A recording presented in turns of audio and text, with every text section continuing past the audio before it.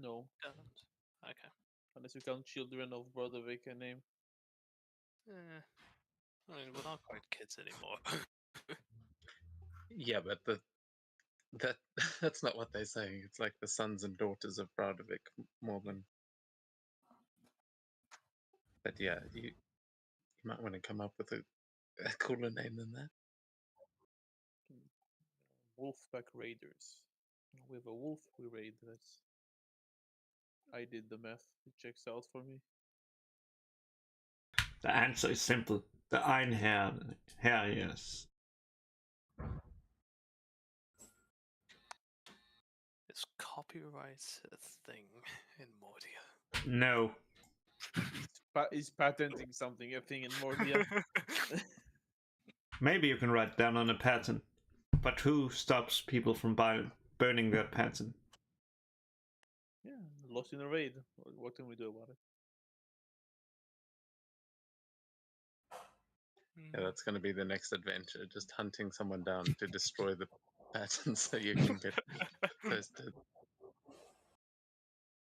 Traveling lawyers.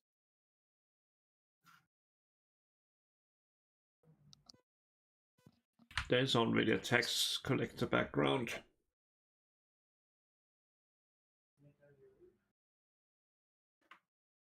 Like Saul Goodman if he was a Viking.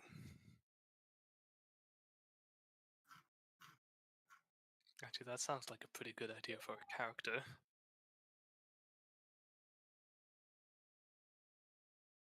Okay, this is good. Yes, I know, I said this is.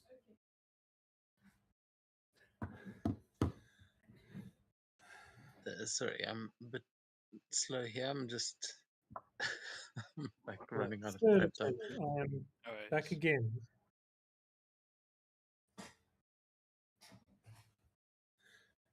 So to answer your earlier question, no, we're supposed to have 2 hours load shedding, so there's obviously some weird shit going on, but hey, nice disruption from the usual disruption of load shedding. So if your character had the chance to rename the party, give the party a game, no questions asked, what would it be?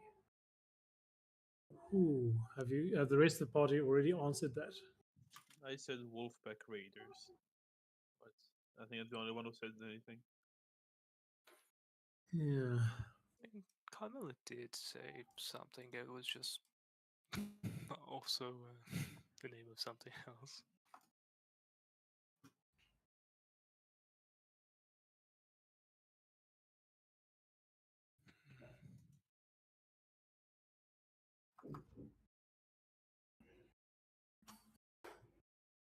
Hmm.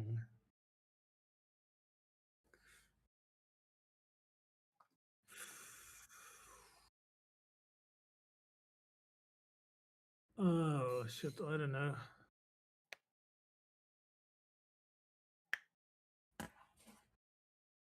It is always hard trying to come up with a name for something, isn't it?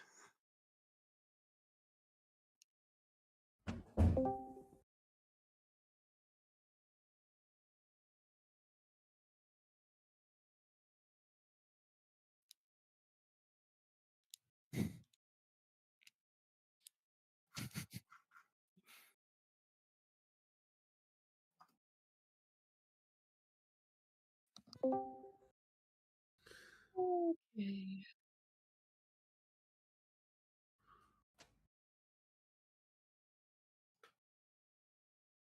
I am going to go with the firstborn favorites. Is there anybody here that's a second child? I don't think so. Of the seventh child of the the seventh son of the seventh son. Yeah, because we definitely are the Jarl's favorites, even over his own firstborn. So that's my submission.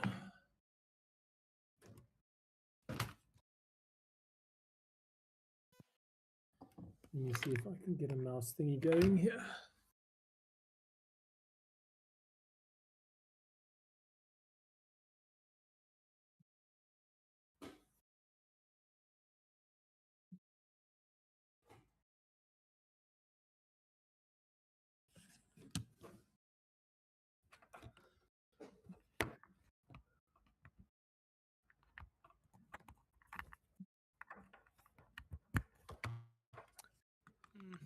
The mean, I Mammoth get- Lords.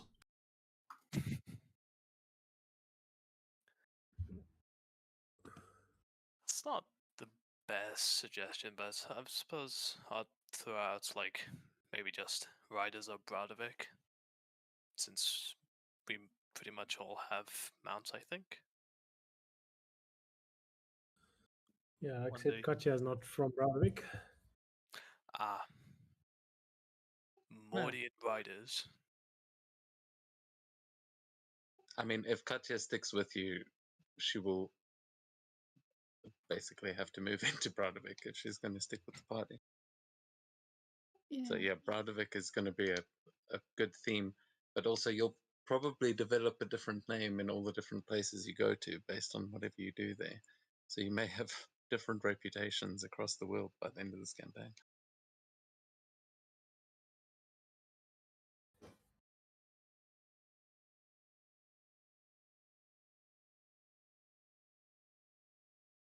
Okay, I'm severely underprepared in terms of tokens, but I think I actually Well, have the map already. just give us lots of magic items and let us level up. Yeah, let's just start at level 16.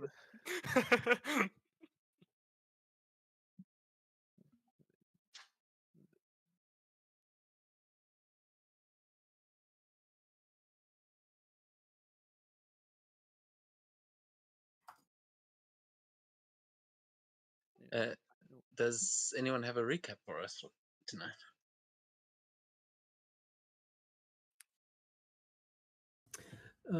Yeah, I'll have a go at it.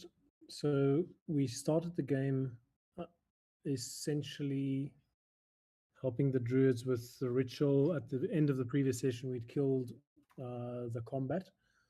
So the ritual ends at the start of the game. Shepherd is now blessed by some spirit of nature and is permanently large. Someone heals Nightwing, but the wing is badly hurt, and we ask, or Svenja asks them about the accusation that they are witches that have stolen the spirit beasts, and they reply that these are poachers. So we then decide to travel by boat to the Seers Tower, and we get ourselves into 3 rowboats, which were damaged by the boats, but we build a raft, fix the boats, and start traveling down rivers. On the way, there's some bird-like creatures. Rosk tells us that these are the small ones, and the adults are much more big and problematic. And as we get closer to the tower, of course, some of these creatures notice us. We have to travel across land for the last bit. We actually make it up the river with a bit of spells and things helping us just avoid unnecessary bloodshed on our part and so forth. We actually feed a giant bear some fish along the way, chat to the other people, and notes. Let me get you. As we get off the boat and start traveling towards the tower, there's this big Rathalos creature that kills one of the large macaws and eats it on the bank near us, and it is joined by a smaller, possibly female one. We chase a sandworm away, and it's just quite a bit of a fun dash forward, get through to there. There's a bit of a dinner performance. The druids aren't impressed with Svenja much. We do talk about the silver dragon that came from Barathia, the ancient one, and so it may have been the same place as Katja actually. And the druids tell us that the silver dragons have been trying many years to find warriors for the Arenian games, and people have been kidnapped, may have been taken to a place called Dragonstone.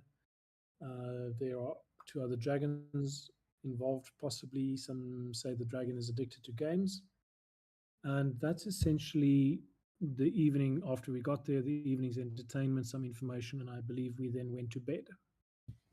Sorry, that's a bit of a rambling update, but that's kind of a summary of the notes. Oh, that's great. I think that brings us up to speed. And I will move you guys onto the map in just a second, but we will rejoin you all now as you have arrived at the Seers Tower, and yeah, you should be able to see things. I'm still adding tokens, so do bear with me, but should be able to see them now.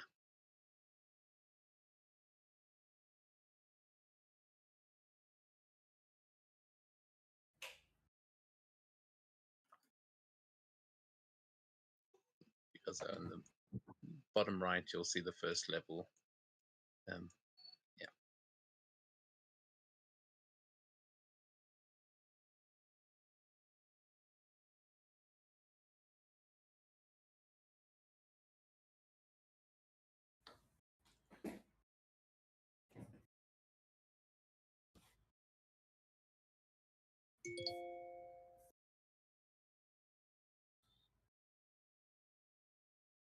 We are paused at the moment. Not that bad. Yeah, you can tell me what you guys would like to do. Is maybe also just give me a few more minutes. But as I can respond to you, of course, as this little area that you're in seems more like an inn or a longhouse than the Sears Tower that you've been expecting on the way there. But the people that you have arrived here with all go and they start sitting down, having some drinks, and yeah, just kicking their feet up after a long day's travel.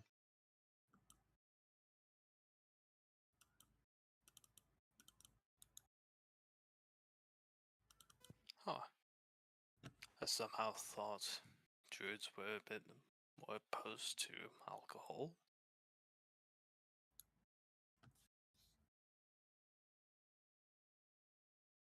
Why?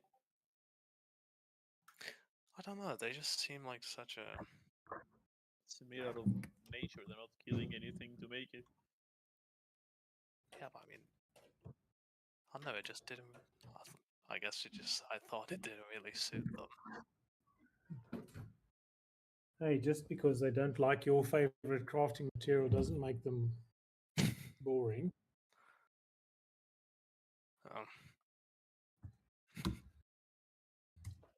I don't have favorites in crafting. I don't care enough that much. That is our friend, who's awfully silent, Mikkel. Yes. True that, sorry. That's a complete fucking lie. I do craft. I help him out. Your mic is kind of weird. Maybe it's just Oh. on my end.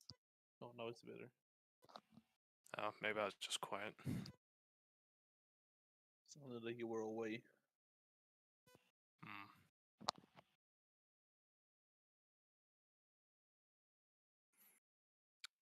Yeah, well.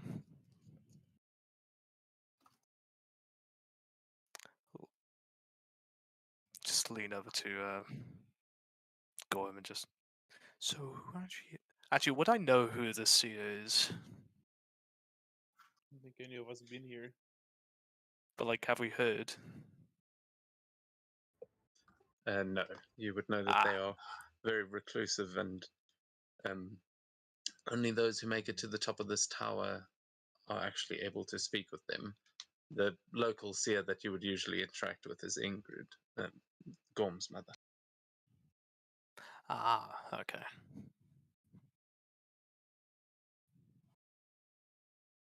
Or maybe even Svenja's mother as well. She might dabble, but Ingrid is the town healer and seer for basic things like that. Gotcha. But this is where you come to learn your true destiny, learn what the fates, well, what the Norns have written for you. It involves goblins. You're all gonna go down and become goblins. And once you become a goblin, it will forever dominate your destiny. Hmm.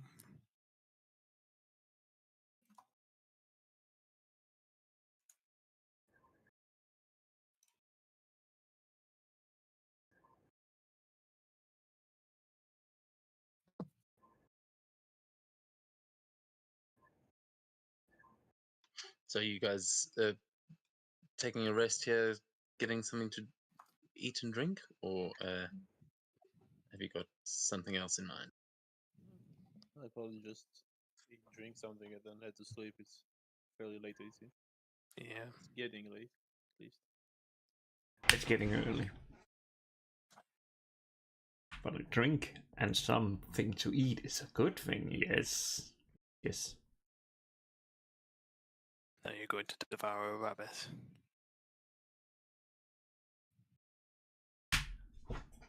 Nah. Maybe the dog. You can certainly try.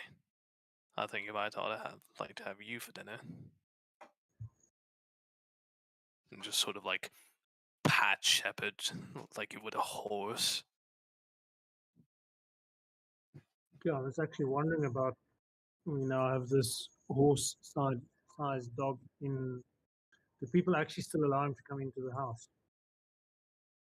The question is, can he even fit inside a house? He can definitely fit inside here. This is quite a big tower that you're actually in, and of all places, these guys would definitely let him in. As you can see that, like the turtle that walked in before you isn't all that much. Yeah, he's pretty big as well. So there's definitely room for bigger creatures here. Even giant folk might be able to, like Katya, you can see that this would easily fit some of your tribe. And they don't seem to mind having shepherd around, despite the fact that there are trophies from hunting up on the wall. They don't really seem to stick one way or the other when it comes to animals, it seems. Yeah. Also, he is going to be a brave doorman that tells a horse-sized wolf that it cannot go in. That's short and very one-sided conversation follows.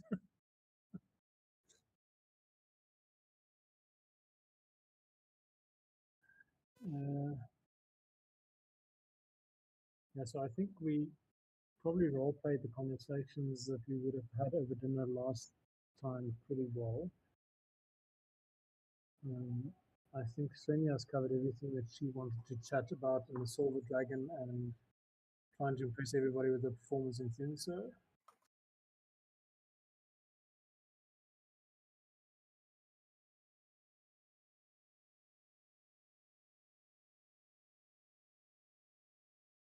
Okay.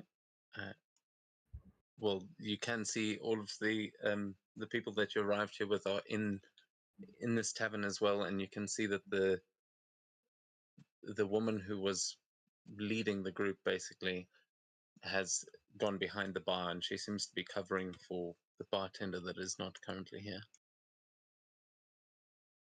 But if you guys have any questions, she would be the one to talk to.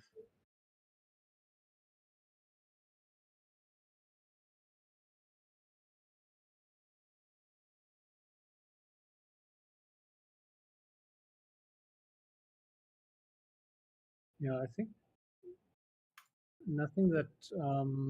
So we did try and speak. If I remember last time, Svenja did try and speak to her about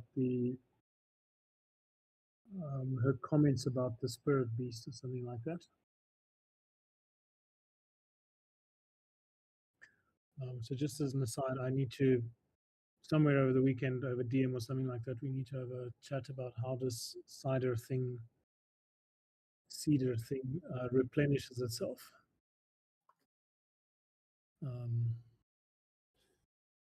Okay, but yeah. Unless anybody else wants to ask something or say something, I nominate that we go and do the long rest thing. Dave, do you need us more time to put more tokens? Basically done. We'll. I Sorry, mean, I'm really stressed myself out with trying to do all this so last no minute. worries. But yeah, we'll just go with what we've got. Quickly, if I may interject, yeah, I would like to quickly ask something of his. Yeah, go ahead. Yeah, so just like walking up to the bar, you would just ask. So, I'm not going to demand an audience this year, but I would like to see if I can find out more about why. And he just turns around and looks at Shepard, emphasizing that he has to look up to match his eye. Oh yes, I think we'd all like to know some answers to that one. The seer will happily speak with any of you, but that is assuming you can make it to the top of the tower. To know one's destiny is not a thing to be taken lightly, and only those who are truly strong of mind, body, and spirit can handle such a thing. So, there are a set of trials as you make your way up the tower. Nothing too dangerous, don't worry. But if you can make your way through those, the seer will answer any questions that you have.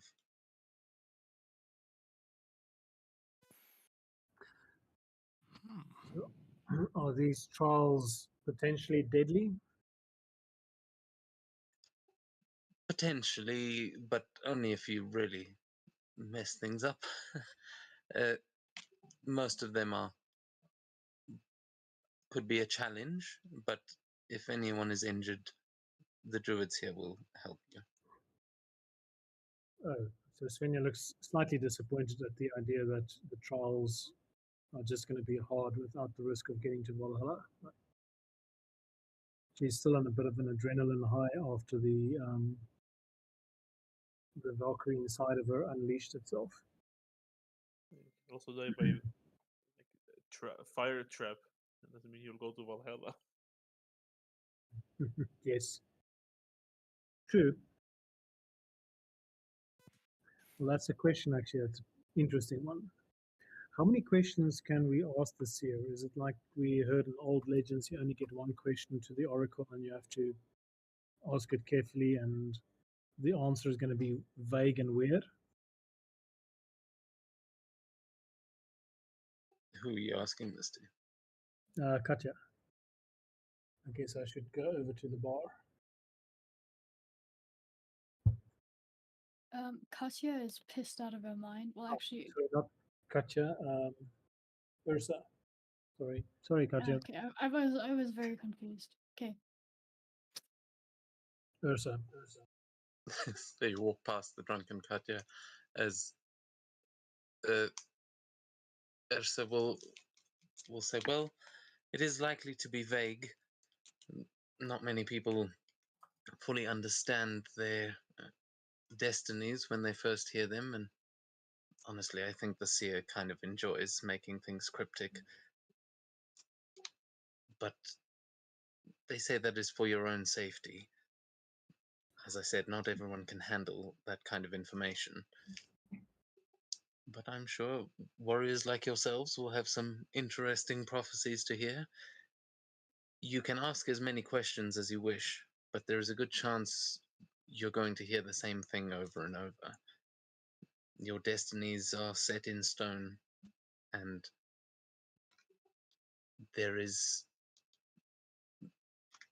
this is only, it could be left up to interpretation, the seer's words,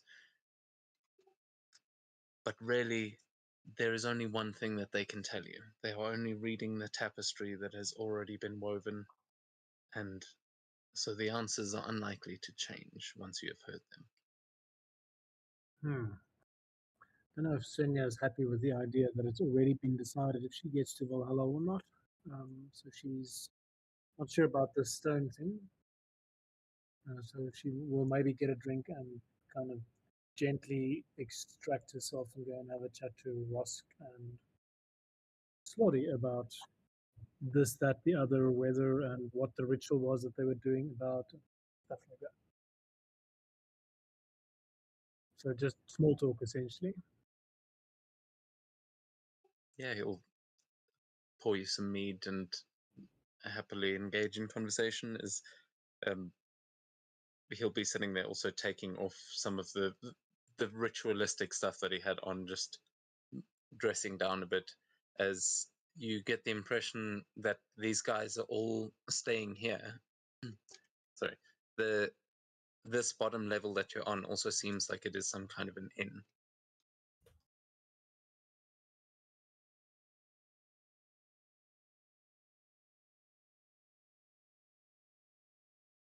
Oh shit! Do we have to book rooms or something?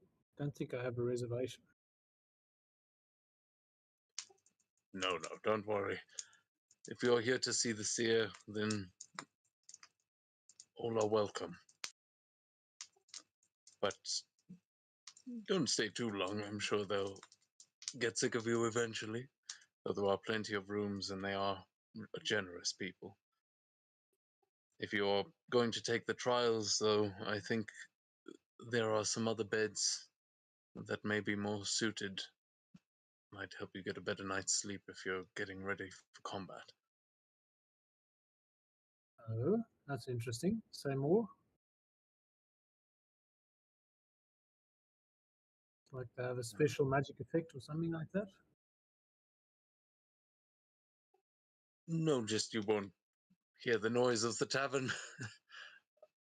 Though, actually, I think they may have some armor and weapons back there that may help you if you need it.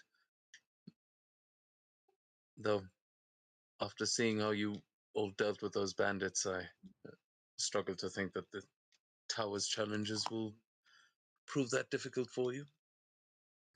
Yeah.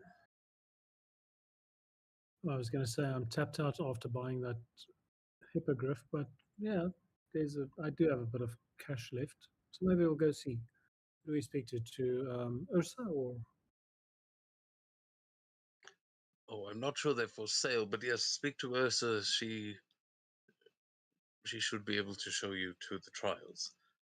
Anyone that goes through, they have their choice of some weapons, I suppose, in case they didn't bring their own.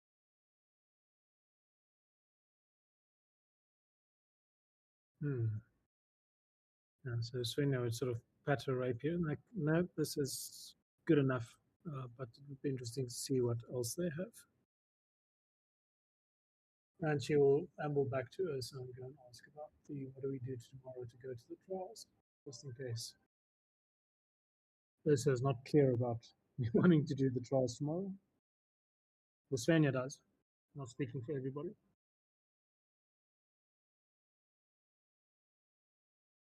Yeah, so we'll kind of be putting it out there to you guys that you are welcome to spend the night here, and if you'd like to take the trials in the morning and ascend the tower, you can do so, but the rooms are open now if you want to attempt it immediately, though it is now about 9 o'clock at night, so might be a good chance to get a long rest in.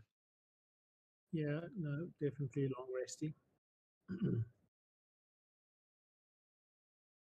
So Svenja might then go to the rooms early because she wants to repeat that meditation, thinking about exercise that she did a night or 2 nights ago, and try and reach back inside and see if she can go talk to the Valkyrie again.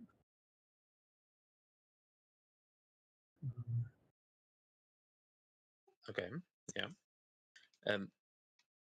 First, I will say that there are rooms here. You'll see the corridors on either side. There are some rooms. Most of them are empty. You can take your pick.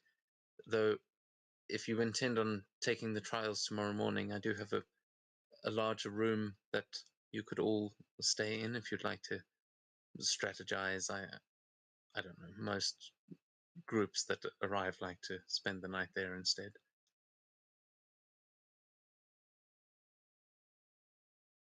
Okay, rest of the party, what are you feeling? What are you thinking? Well, I'm alright to try it now, but depending on how everyone is. Shouldn't be that problematic to try right now. Plus, how hard can it be, right? Don't answer that. Famous last words.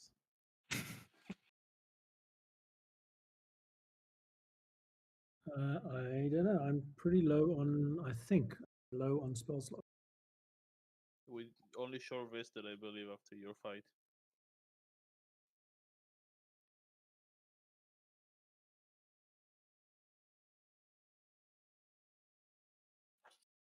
So what is in the character sheet? If it says 1 out of 4, does it mean I've used 1 out of 4, or I've You got roll 1 out? 3 out of. Oh, you have 1 out of 4, that means you use 3 of them.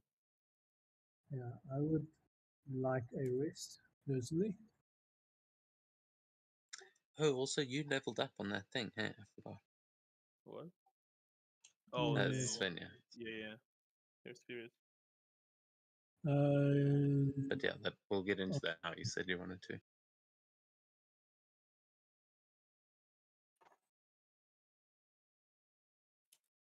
Good eye, good eye. Interested.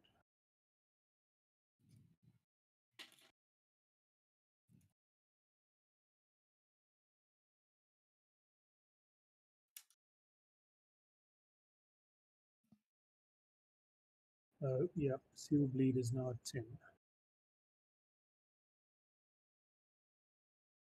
So I guess, yeah, the question, maybe it's you already know the answer because you guys are playing this. She used all of the twisted cedar. So she's on 0 out of 80. Does it automatically replenish, or does she have to replenish it by asking for it and increase the seal? So if she has 80, does it mean that that 80 resets immediately, or does she have to go up to 80 every time she wants to use it? Because the second option means that she goes to high level of seal bleed very, very quickly.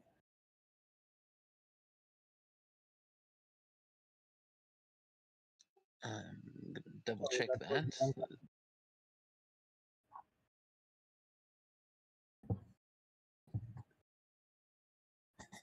If they're like the one Estrella has, I think they recharge after a rest. I'm not sure what the No, rules it's are. this is the same as a sealed beast. It's the same thing. Okay, it says it does not replenish during a short or long rest.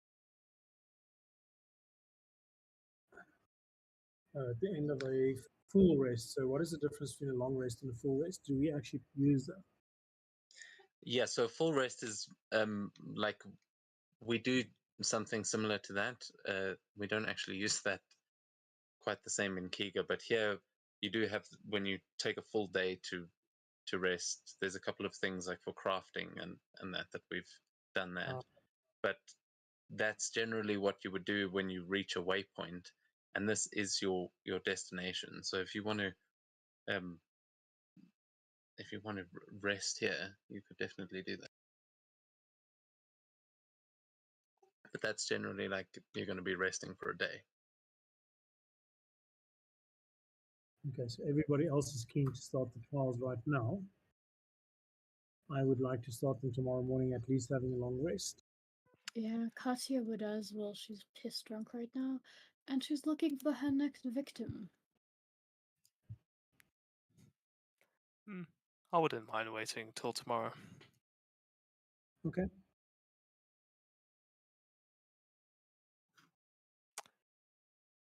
Okay. I'll ask Chris.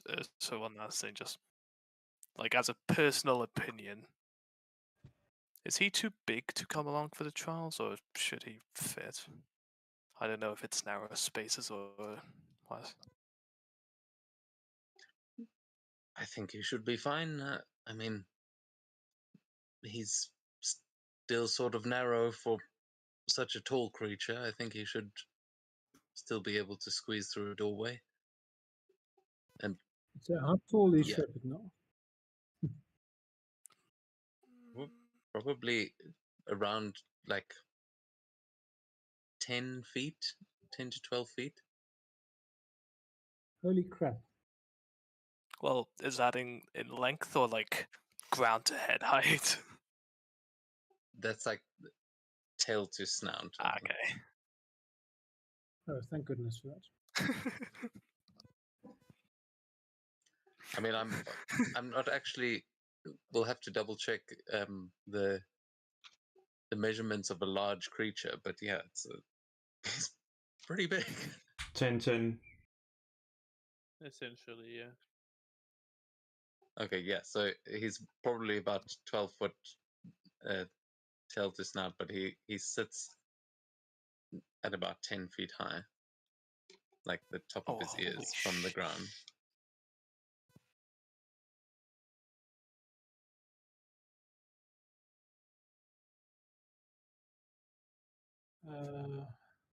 Okay, large creature, maximum height 16 feet.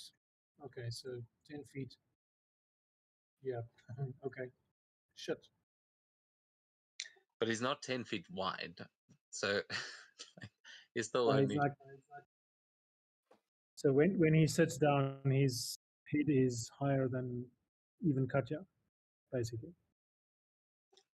Yeah. But he doesn't get much taller when he stands up. Like that's sitting down, sitting up straight. Yeah. Like if he lay down, he'd easily be sitting at table height, though. Okay. Just get mentally my head around this idea. Okay. So long rest, anybody?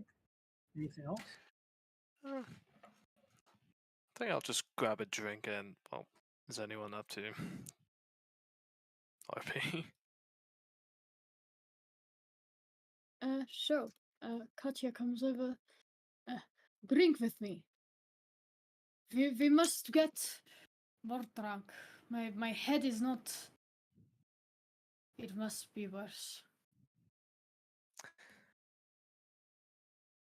No. A pint, please.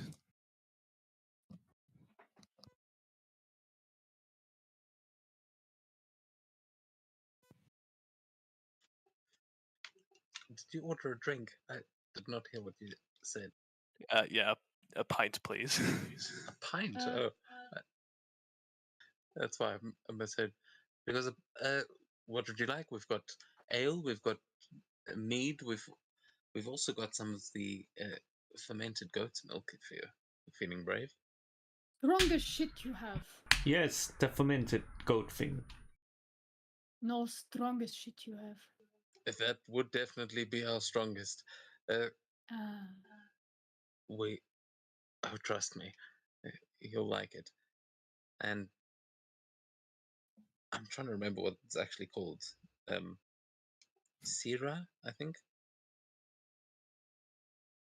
But yeah, Syrah, which is fermented milk.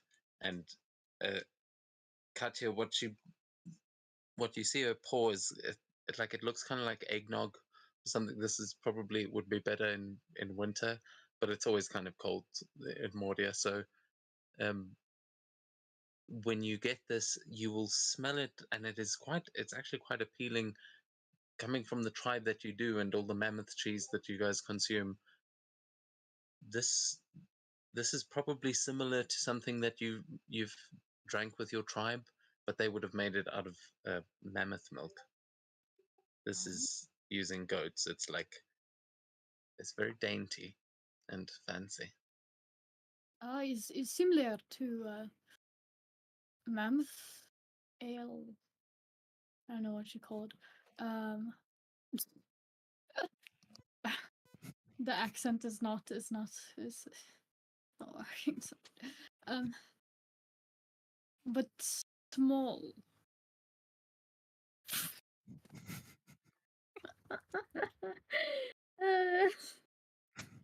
Well, let's have a couple drinks and sit down.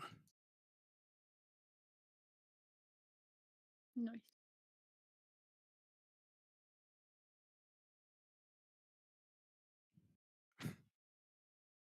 Okay.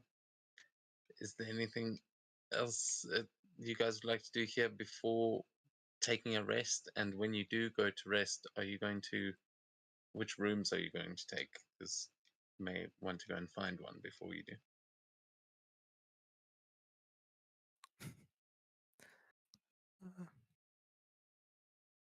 I mean, at this rate, depending on how much we're drinking, I'm not sure fully. At least Jormund will even end up sleeping in a room. I'd sleep right there, the bench.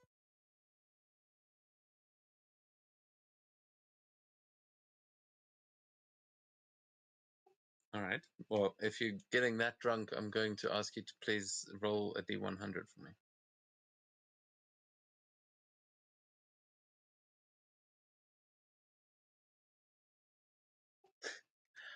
Okay. Roll just a straight d20.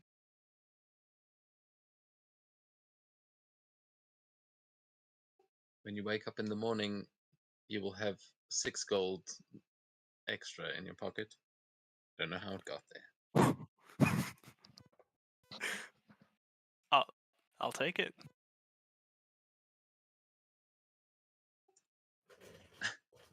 Anyone else getting blackout drunk? No, I'm not. Honestly, I think Katya might already be. Yeah, I I'll mean- knock on the door. Okay, Camila just barges in anyway. I just want a bit now.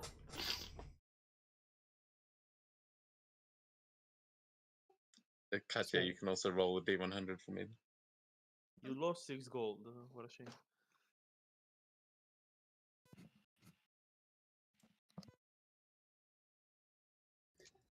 Hold on.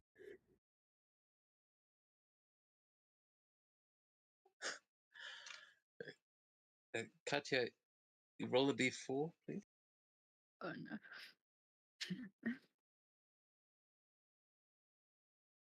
Okay, you wake up and in a pouch. No, not in a pouch. You just have it like in your pocket. When you wake up, you will find one long human tooth, like the whole root and everything. What? Uh, It's a bit bloody on the end. Looks like you may have ripped it out of someone's mouth, but you have no recollection of doing so. wonder who I punched last night. Yormund, missing tooth. Well, does Yormund even feel like missing it? He's missing a tooth. I'll leave that up to you. If someone wants to claim having some missing gold or a missing tooth, please do. Otherwise, it may come up later. I lost an eye. I'll keep the tooth. Yeah, Yormund just like in the morning just wakes up as he just moves around his jaw, just feeling with his tongue. Like, does anyone have a tooth? Yes. Ah. Oh, You're missing one. I happen to be. Why did you piss me off? Why did you punch me? Because you pissed me off. Probably. Oh, so you don't even remember? Well, you don't remember either. Yeah. Can I have my actually, I suppose it's no good anymore. Keep it. It is trophy of victory. Yes.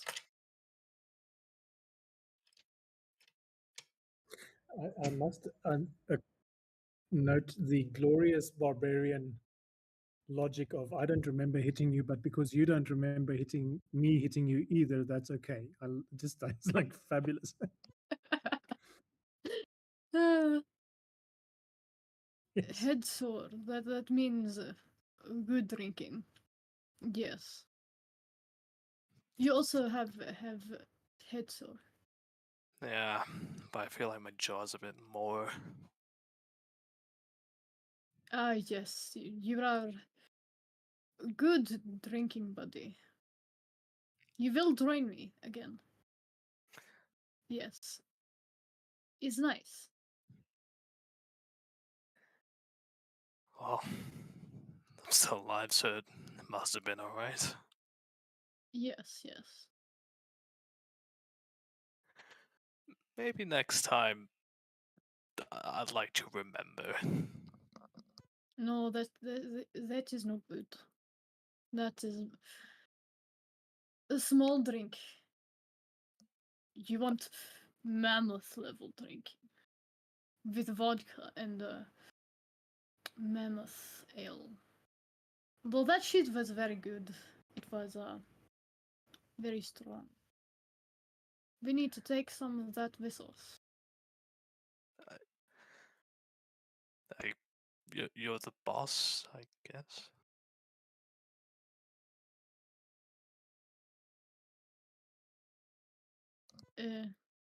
Yes, I am boss. Drink with me tonight again. Uh, I think Katya might have an addiction, but we don't.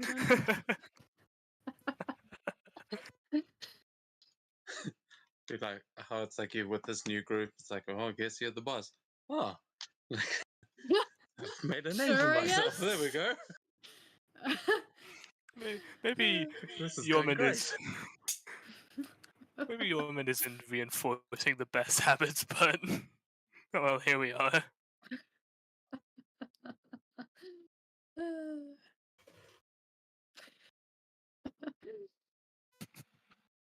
Yeah, I can get behind this idea. The boss is the one who goes in corners first, so that works for me.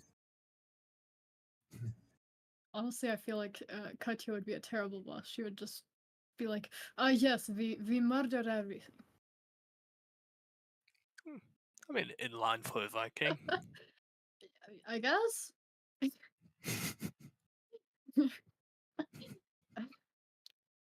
As you guys are sitting there having this interaction, the next morning, Ursa is going to be coming in to greet you. But before we go to that, everyone would have had a long rest. Is there anything you guys wanted to do over that long rest? I figure Gorm and Kamala just went and passed out from the looks of it. I'll try something. If Ursula had like a spirit and Svenja has one, maybe I have one. So I'll try to contact whatever is within me, whether it's Okay, there or not. you can give me a religion check.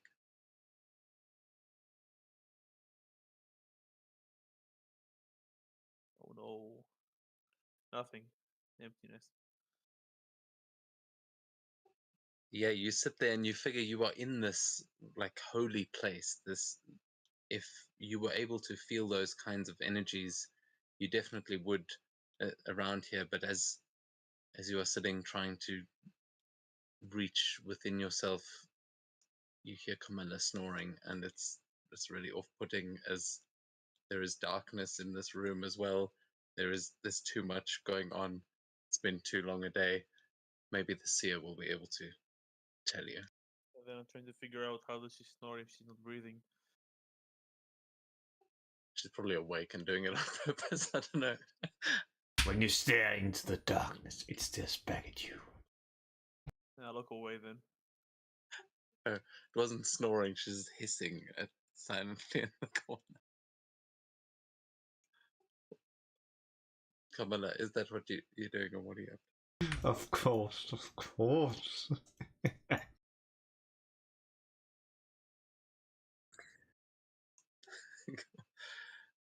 Mikhail, what about you? I haven't really heard from you tonight. Yeah, I'm not quite sure what Mika was doing. Probably just looking at his tools, thinking, yes, what wonderful things can we create next? Although out of character, I haven't really been here, so I'm not quite sure what's happening. So I'm just drifting, going with the flow. Okay, yeah. Sorry, I forgot. Welcome back. Essentially, you've made it to the Seer's Tower, which was the route that you guys had planned. And other than that, you know about as much as everyone else. No one really knows what lies ahead in this tower. But you met with a couple of these people on the way there quite recently, so these are all new people. But Ursa is the woman to speak to here, who she actually works here in the tower. The others are just druids from nearby. But you will start to understand things a lot more when she starts to explain to all of you. But before we go there, Svenja, was there something you wanted to do of your long rest as well? Okay, so because she's at the bleed level 10, there's actually a 10% chance that she doesn't get the rest in the long rest. For you to roll and decide. And let's see if she has nightmares from. No, she doesn't have. The other thing doesn't kick in. She is. What Yeah, dice sorry. gives a 10% chance? Well, a D10, I guess, or a 2 on a D20. Yeah, anything. Yeah, but I mean, usually it's pretty easy to use one of them. But cool. No, so okay, yeah, that was for the rapier. If you want me to roll for the. Yeah, you can roll. Okay, so 1D10, 1 is a fail. Let's see what it comes out with. Okay, no, she does get a long rest. She is going to try and reach inside and go down to the bound Valkyrie because, in part, the power has grown. She is much more powerful now. And she's torn between the releasing the Valkyrie and finding out how to release her and the absolute endorphin rush of having that power. So she's struggling with that question. This is kind of new. So she wants to go down and talk to the Valkyrie about that and maybe see if she can release another wing or something like that. Okay. But we can do that outside of this if you think that that's going to be too long and too boring for the other guys. We can do No, well, that is kind of part of this story. So we'll keep it short. But I will tell you that when you go into that sort of trance state and you go searching deep within to find that Valkyrie so that you can decide what will happen next, you find yourself back in that sea of blood, and you will be able to see that the Valkyrie, some of her wounds have healed. The sort of blood eagling that had happened to her seems to have, like, her lungs are back in her body. She's looking much better than she was. Still held there and with a massive spear through one of her wings, but one of the wings is now free, and she seems somewhat more lucid than she did before, as she's looking around, still looking fearful. But as you approach, walking slowly across the surface of this bloodied water, you see her still trapped there. Okay, so will you speak to me? She will ask the Valkyrie because the last time didn't go particularly well. She looks at you and takes a moment to try and recognize who you are, and she says, "Oh, sister, you are back.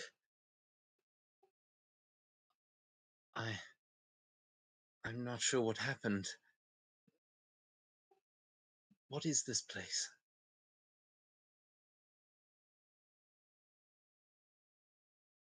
Okay, so Svenja would frown a little bit in confusion and say, "Do you not remember how you got here and our first meeting here and the days I spent with you? Do you not remember the last time we saw each other?"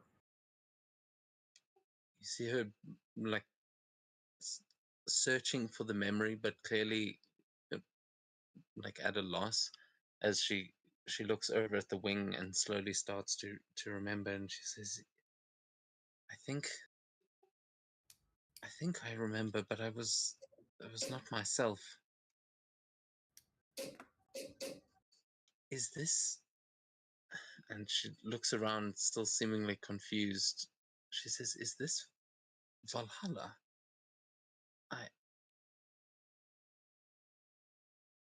And she just, yeah, she looks utterly confused still. Okay, so what to do? Svenja is going to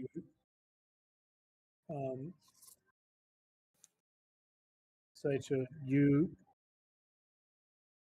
are not going to like what I say next. And believe me that I would have it differently and that I'm trying to fix it. But it seems that when you died, you did not go to Valhalla, you were trapped, and the last time you saw me, you blamed me for trapping you here. So somehow, I don't understand how, we are linked. You are trapped somewhere, and I draw power from that in some weird way. And I don't know how it works. I would like to get you out of here, but I don't know how you got here. I don't know how I can draw power from here. And if it hurts you, it seems to heal you. And I don't know how to release you to go to Valhalla. But we are at the CS Tower, and if we pass the trials today, he may help us get a better answer for that. I may need to call on your help because the power that channels, since I found that you're trapped in here, the power that you channel through me is unbelievably scary and powerful and glorious to feel. So she's basically telling her the truth of what she understands and what she knows about how the Valkyrie got her, and trying to convince the Valkyrie that she's on her side. So trying to make friends, basically. I want her as an ally, not as an enemy to be coerced into giving me power. Okay, so as you do this, you can give me, please, a persuasion check. As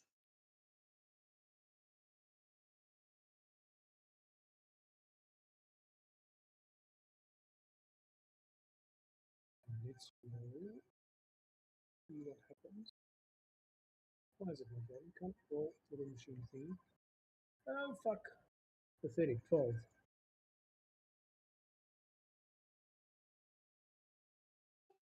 sorry, what was that? 12. Yep. Okay, so you can see that she seems to hear those words like for the first time, like she's fully grasping the situation properly now, as last time she seemed more delirious, and she doesn't really respond to much as she starts muttering to herself, seemingly asking why Tyr might have done this to her. She does seem to be shifting the blame away from you and more towards Tyr, but is more confused than angry at this point. But yeah, with the 12, unfortunately, there are no further effects on that. And Svenja would sort of just look at and say, and I don't know if this makes sense, but one of the other party members, when coming close to death, had a storm giant beast released in her, and Thor came and took her away and returned the storm giant to where it needs to be. So I don't know if the gods or the dragons are playing games with us or setting us up for something. But I wish that you weren't here, and I will come back tonight when I have succeeded with the trials and tell you more. And that would be, I guess, if Svenja has a way of returning or greeting, she sort of give her a gentle hug, trying not to hurt her, and a kiss on both cheeks if the Valkyrie allows her, and then leave. Okay. As she'll still be sort of in that confusion, still looking hurt to a point as you leave. give me one more perception check just before you come out of this, and we go to the rest of the group.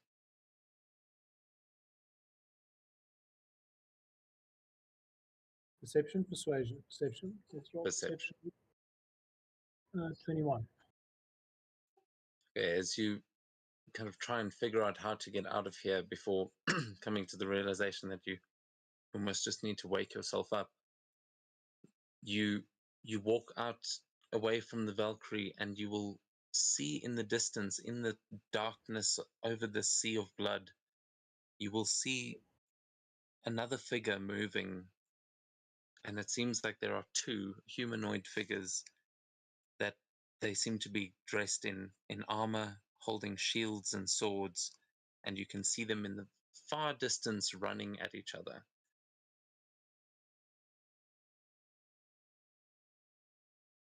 I'm assuming if she tries to walk in that direction, actually no, I don't. Let me not assume. She will try and move in that direction, and I think based on what she picked up last time, she will almost will herself or imagine herself being there.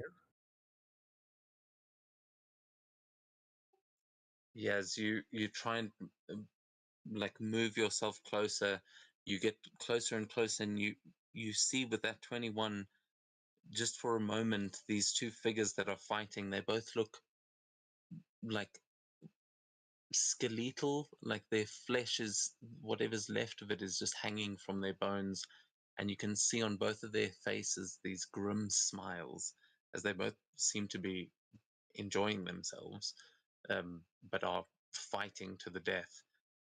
And as you kind of see them, they will stop mid-swing and both look at you. They look back to each other, they look back at you, and then they start rushing towards you. But all you need to do to get out of that is step away, and you'll be back. Okay. Yep. Step away.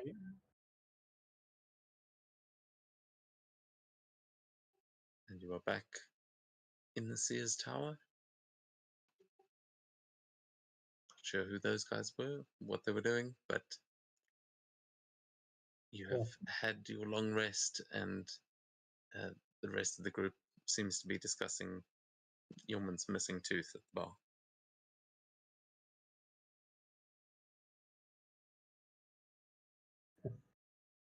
So, okay, at the end of that conversation, suggested that she wears it around and sort of adds teeth to it as a trophy necklace. But yeah, getting a human tooth is not even a human as impressive as Yeoman. It's not really something to post on your Facebook page. So,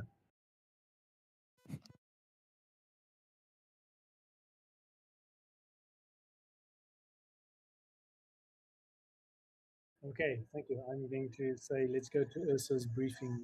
That's where I think we were last.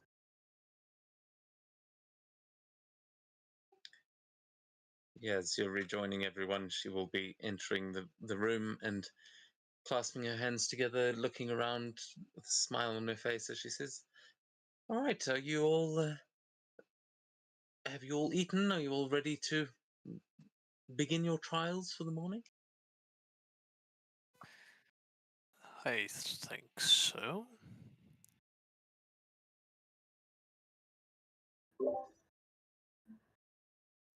Yeah. Mhm. We are. All right, brilliant. Well, if you'll just follow me, uh, we'll just be heading right this way. The first floor here is the Hall of Trials, aptly named, but you shall see in a moment. And she's going to head down this way. As you see her head through the archway into this corridor, and she just starts speaking, as assuming that you are following her. As she moves to the end of the corridor, you will see her approach a bookshelf, and she will pull a book that slides the door.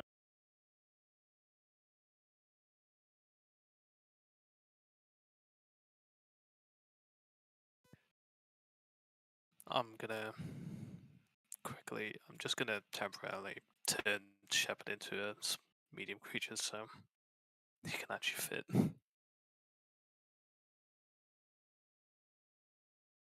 Oh shit! Never mind.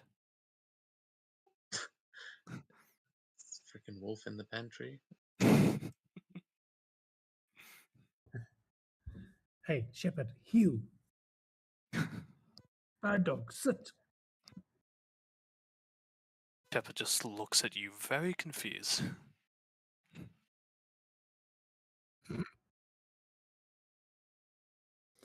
Yeah, don't make me make your woman come over there and hurt you. Now he reacts.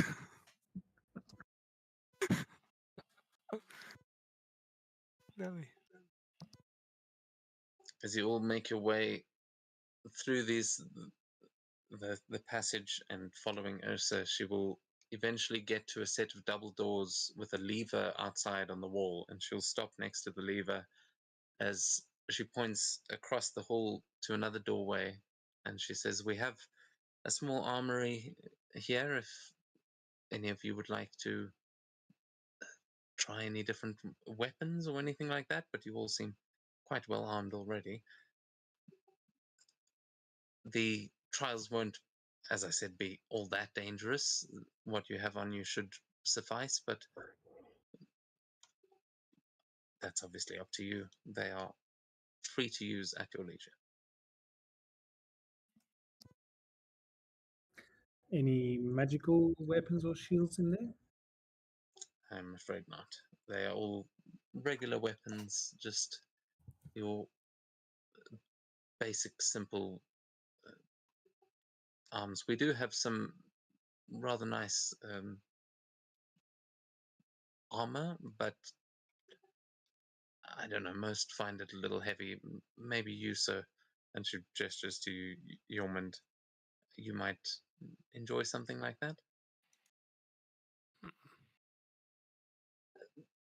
Please feel free to go and take a look. But when you are ready, and she'll push the door next to her open, she'll say, "You can head on inside." I wondering if Svenja should patronize Katya and ask her if she knows what armor is and what it's for. Yeah, she'll do that. Where is Katya, by the way? Your token still. That's a good question. She's probably lost. She's very hungover. She does eventually find her way there. Yeah. So Svenja asks if she knows what armor is. Yes, and whether she needs some. Yes, but us Goliaths, we have no need for it. It slows us down. It's cumbersome. I can protect myself with my skin. It's hard like rock. And she just like taps her skin. She literally has a feature called stone skin. So she's good.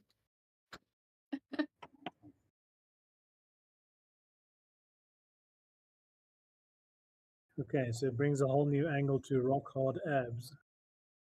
Yes. Okay. My abs are fantastic. There are none better than mine. And she flexes her ass.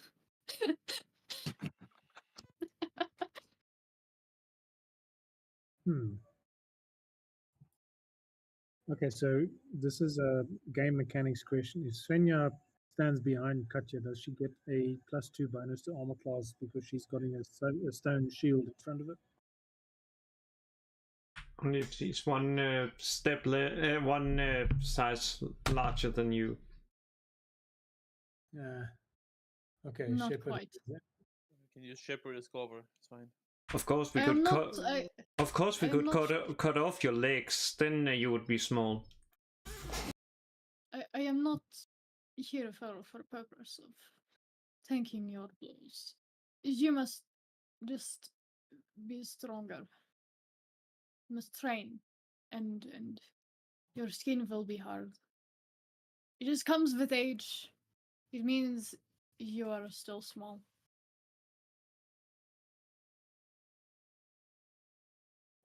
Okay. Interesting belief system. Katya's just Nice. interesting in general. Just leave her be. No, I like that. That's what Goliaths think. Is if you soft and squishy, it's because you're a child, not because you're not a Goliath. Honestly, I don't even know if that's true. I just It is went now. with the rule. It's Well, part- yeah, it is, I it's guess. part of the law. Yeah, I'm sorry, Yeah, Dev. I'm doesn't- accidentally making your Goliath law. No, that's that.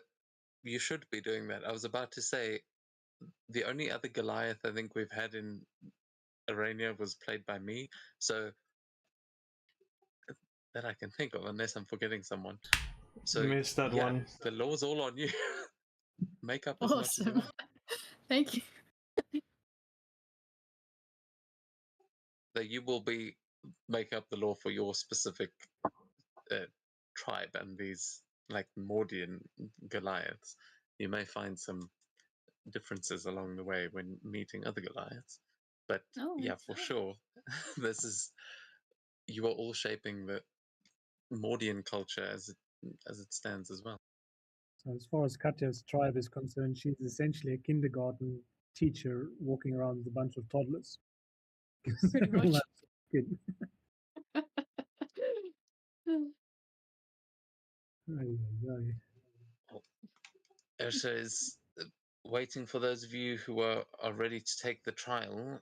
Gormand, Yormund, are you guys gathering up some weapons or armor?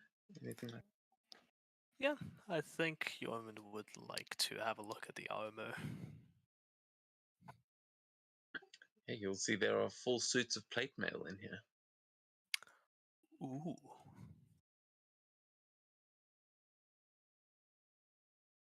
Actually, let me check. I don't remember.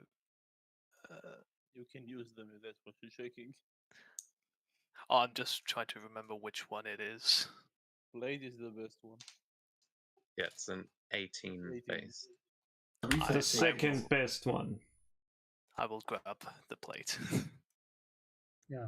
Standing behind Katya is the best one because it's armor that fights back. No, the serpent armor is the best in the game. It is going to take you like 10-15 minutes to actually don this. But and you will notice it is loud, it squeaks when it moves. It is like it's quite a clunky thing, but no way is it a regular blade getting through that. Nice. Katya yeah, would you like can- to see if there's a big axe to add to the collection. None bigger than yours that you can find in here. You see they've mostly got swords in here that look like the swords that you guys would have, well, that the rest of you from Bradovik would have trained with as children. They've got these 4 suits of plate mail. The swords just look like they are some regular short swords and long swords, nothing special. She picks one up and looks to the others and says, "These are children's swords, no?" She looks like genuinely confused. Like she's not trying to be rude. She genuinely thinks, yeah.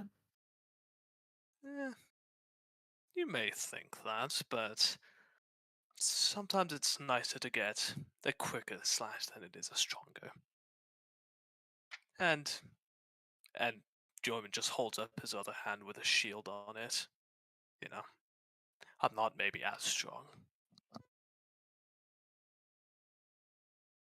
She There are still looks also some confused. shields in here that you can easily grab. I already have one, unless he's a special. I'm just saying that.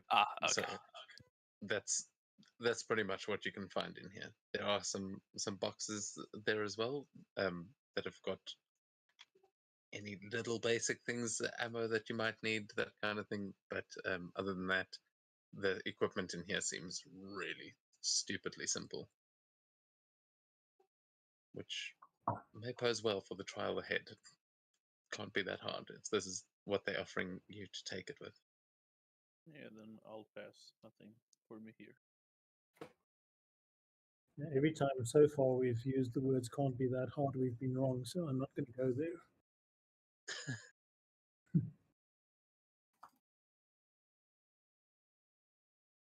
Katya said there that there's nowhere that has big axes.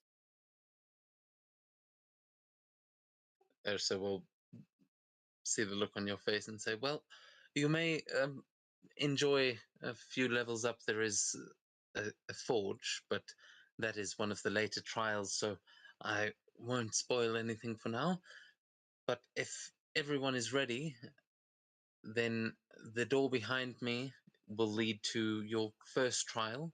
It is somewhat of an obstacle course. There are a few animated training dummies for you to fight, and this is less.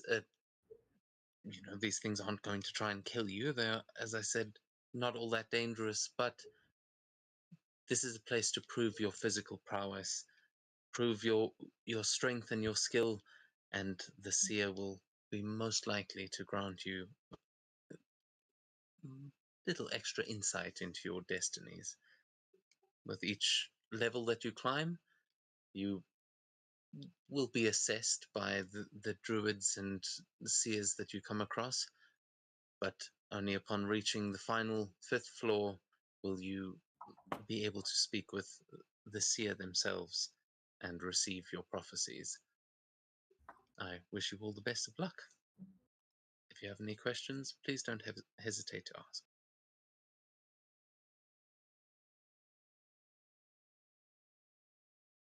Yeah, no questions.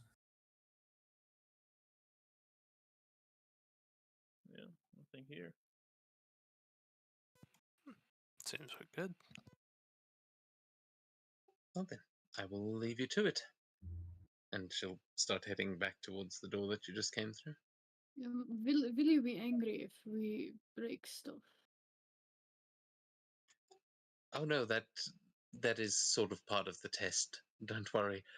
It's already kind of a mess. Ah, perfect.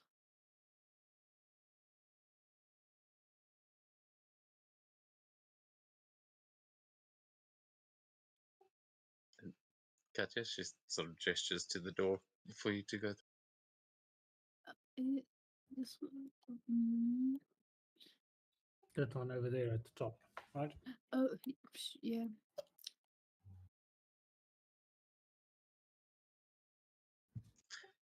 She'll stick her head through the door and say, okay, good luck. I'll see you at the top. And she's going to close the doors, and you'll hear her flip the lever as you hear a bunch of gears and what sound like strange squeaking, swinging sounds happening on the other side of the door as she locks the doors that behind. Those doors are now locked, and the door ahead of you.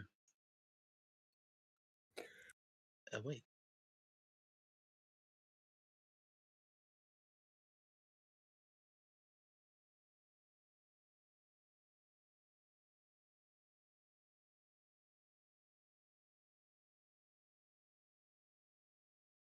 Katya will just go through.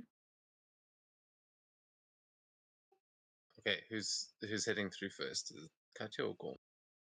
Good Katya question. was opening the door, so go ahead. Ah, So, thank you. let you. Okay. Katya, as you step in, and this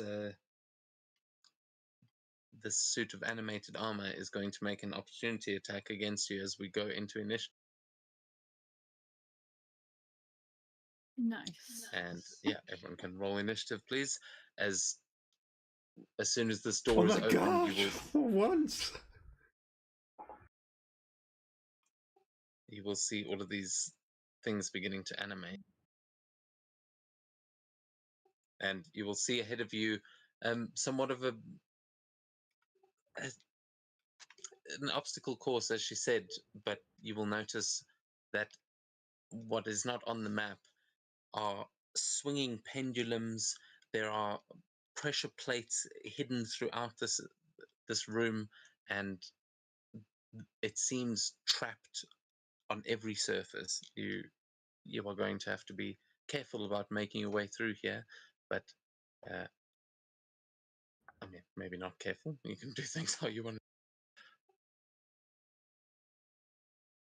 But I do just quickly need to do one thing.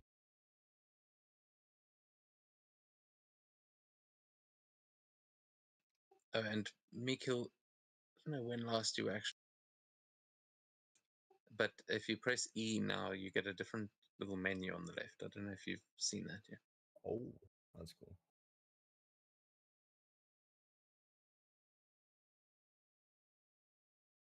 Nice.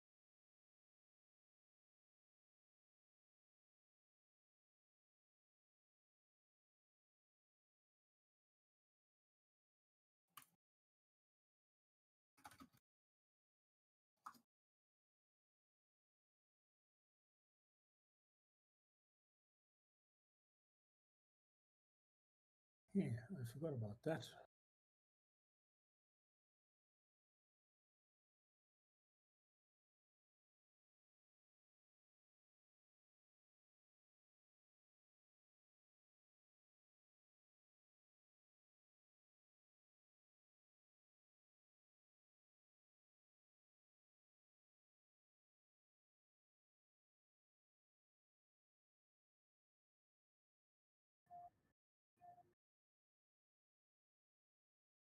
Yeah, DM, one quick thing. Seems that the initiative guy is the one the closest to us. Thank you. That was a good shout. Well, it doesn't really actually matter about their initiative No, because okay. they're just training dummies. They can't actually move. But that is a good shout.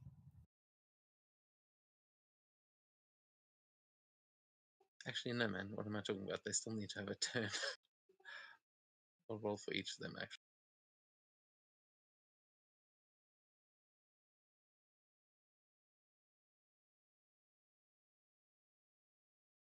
Okay, there we go.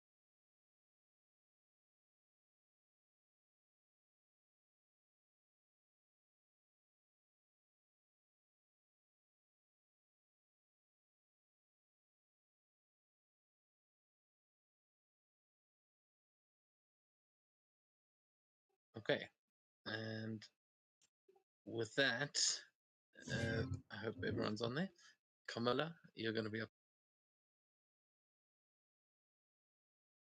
Ooh. Oh. Training dummy. Let's see if that is good.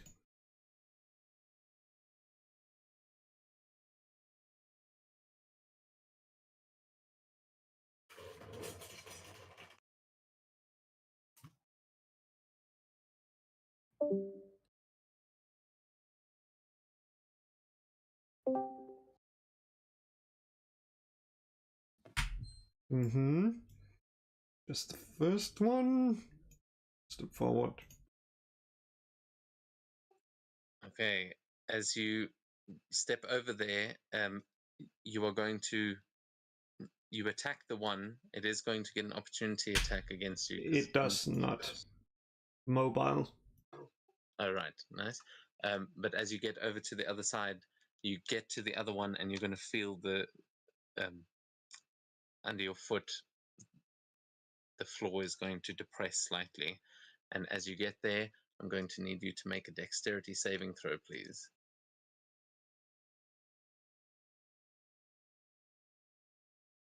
24.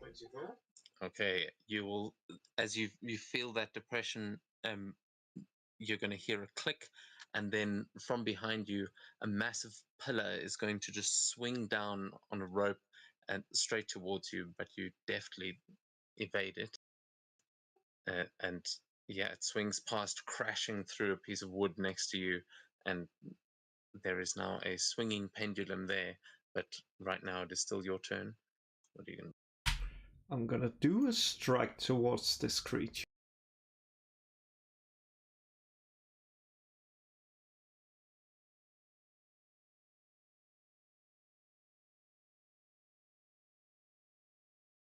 Let's just use the. Careful. Yeah, let's just be careful since I'm afraid of that thing there for some reason. Okay. So is that going to be the end of your turn? Because you can see that the pendulum that just swung at you is now going to still come back down in that line. It's coming back down this way at the end of your turn. So you may need to dodge it again. Otherwise, you might want to move somewhere. There. That's where I'm ending it. I'm gonna risk that. Okay, no, that's cool. So you step there, the pendulum swings back past you, behind you, and we go to Gorm. They are training dummies, but can they still be moved? Or assume they? Yeah, they're not secured to the floor. They don't seem like they're going to use any tactics. They're just quite simple. Okay. 1, 2, 3, 4, 5, 6. And I'll attempt. Oh, I can only shove directly away from me. I wanted to shove him like towards the swinging thing. Is that the end of your movement there? That's the other way move it here. I couldn't go like diagonally through the door. I'll say you can attempt it with disadvantage.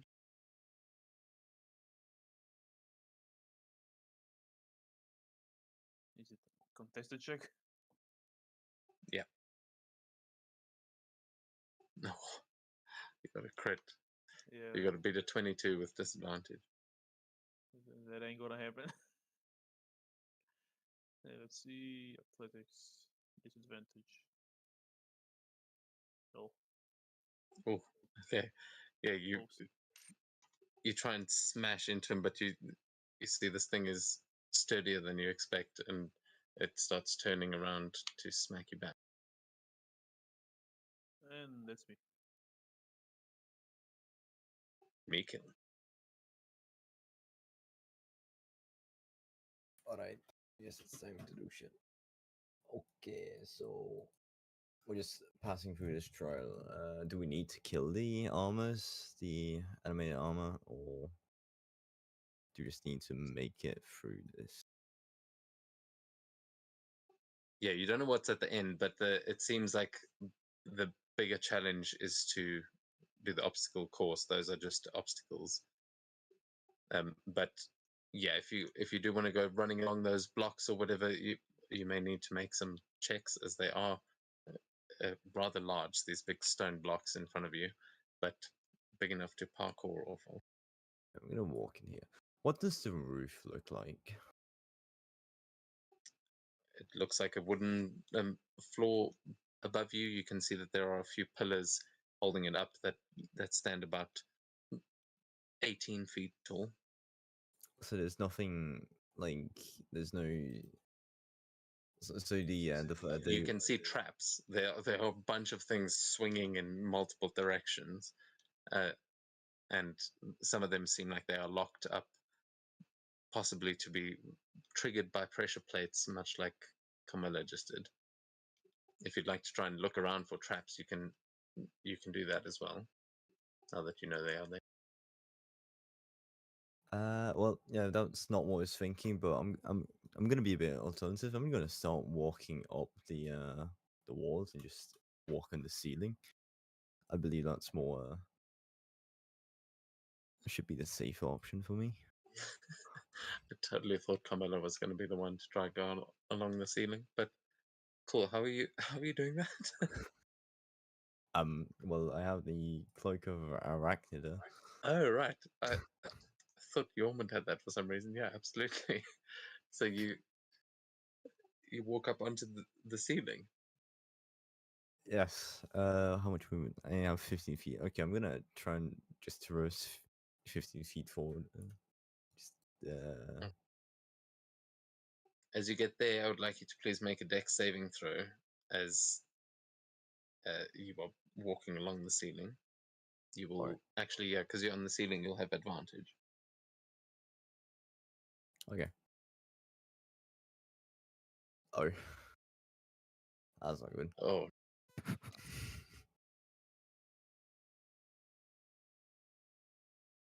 okay. So you are going to see, as you get to this section of the ceiling, there is going to be like you feel like you're quite firmly secured, and then you see something next to you just open up and swing this pendulum out, missing Gorm, but the piece of ceiling that you were standing on collapses completely, and with that 7, unfortunately, you fall down to the ground, and you land on top of that block. You take 4 points of bludgeoning damage, but you're about 5 feet up in the air. It's about 10 feet to the roof. So, yeah, run. Run. Alright. Okay. 4 damage. Oh That shit. bad, you didn't are- they? Oh, my bad. Well, that would be my turn.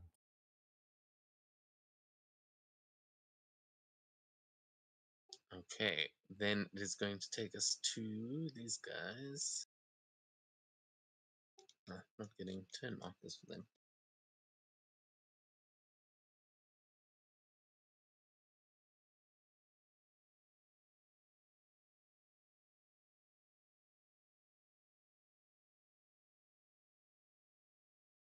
Okay, this one swings at you, Gorm, and misses. You just see that he has actually got a shield and a club. That is what they are. But he misses you, Yormund. Right. I'm going to wait until like the title goes away. Okay. Come around. Yeah, let's do this. Shit.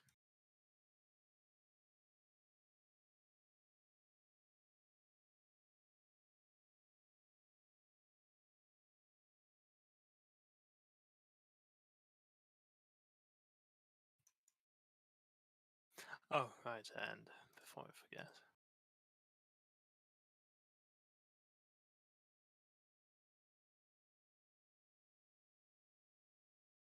Yeah, I think I'm just gonna smack this one with Shepherd's Aid.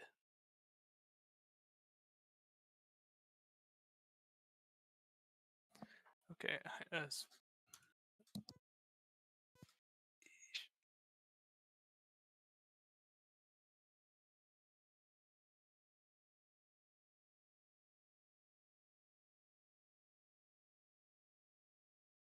Yeah, you break off a piece of that training dummy as that is your first. and Shepherd. Nice.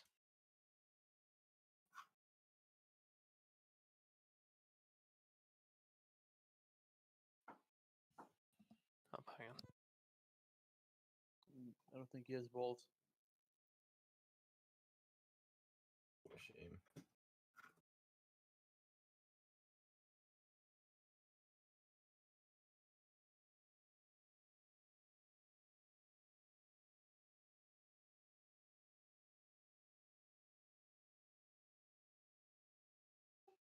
Did he say hang on? Oh, was that? Are you still here? Yeah, so hang on. I think someone might have entered his room. Sorry about that. Hi, sorry. No worries. Shepard tackled him down. He's on the ground. Prone. Good. And I'll use my bonus action to shield bash him.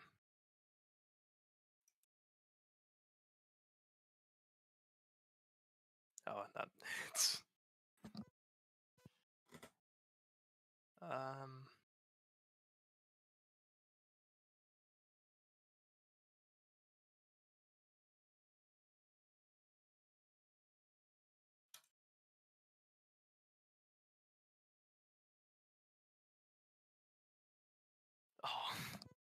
Okay. That'll be my turn.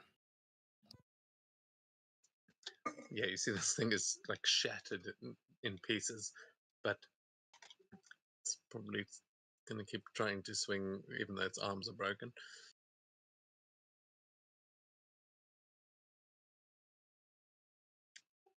This one up here. This one can't see anyone yet, I don't think. No. Svenja.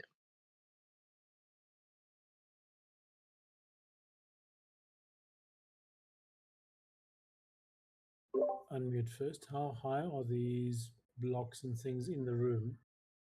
Is it like core height, I think you said?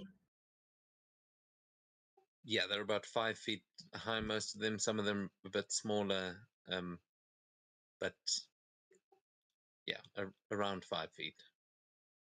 Okay, so she's going to take the dodge action and try and move up to on top of this block here. I think is about the right range. Let me see. 20 feet. If you want to, yeah. Oh, sorry. Okay. So actually, let me see how far can she get. Can she get to that block? So this is leaping and stuff, I guess. So loses movement. So she's going to try and get to this block. Let me see. So yeah, I'll say if you want to make an unarmed attack against the prone guy, you can use him as a stepping stone to jump up there. Yeah, that sounds like fun. Let's see if I have an unarmed attack somewhere as something I can just click on.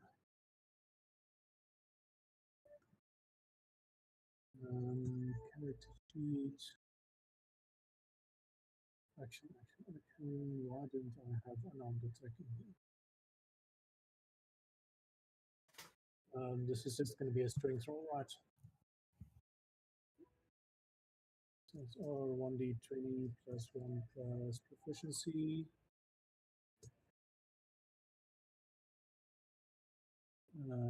That'd be a 12.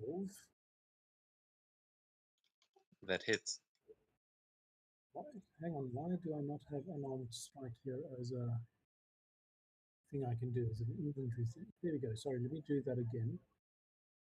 You do have advantage anyway.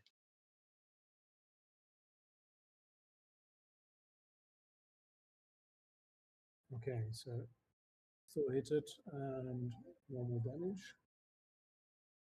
2 points. It's on 1 hit point, but yeah, you definitely use it as a stepping stone to get up there. Okay, let's move the token. Okay, this is the touchpad thing. Come on, touchpad thing.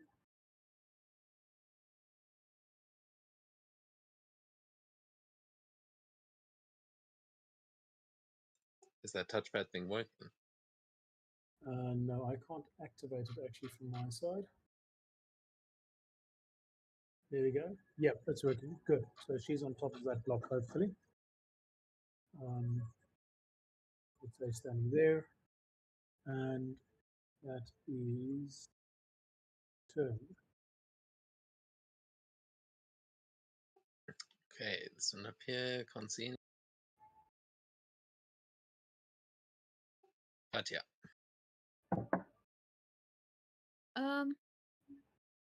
She'll punch that dude. Well, not punch. A big axe.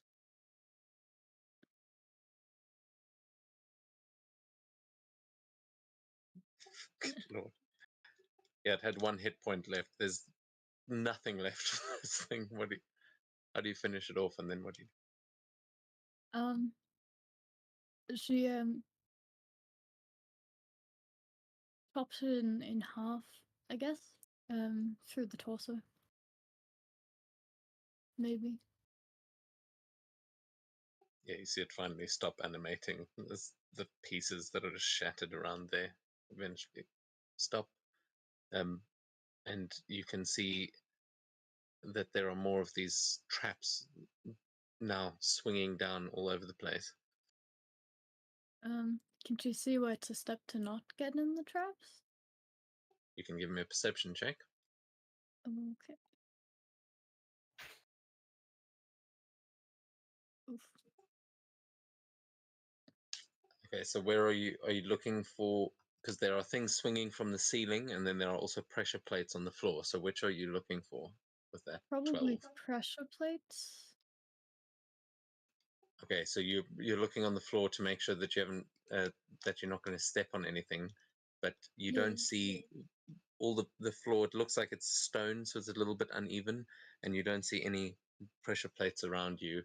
It looks like the one has already been triggered. You don't see any more. Okay.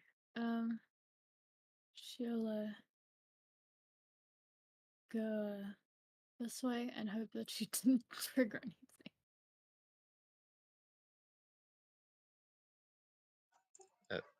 Okay, I didn't see which way you went, but Okay, yeah, I'll don't think you did.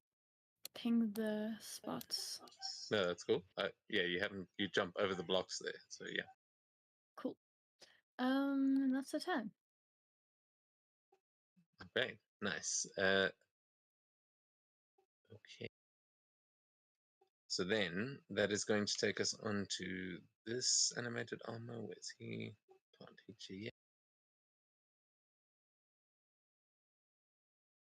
This one is dead. Why is it not? Ah, didn't.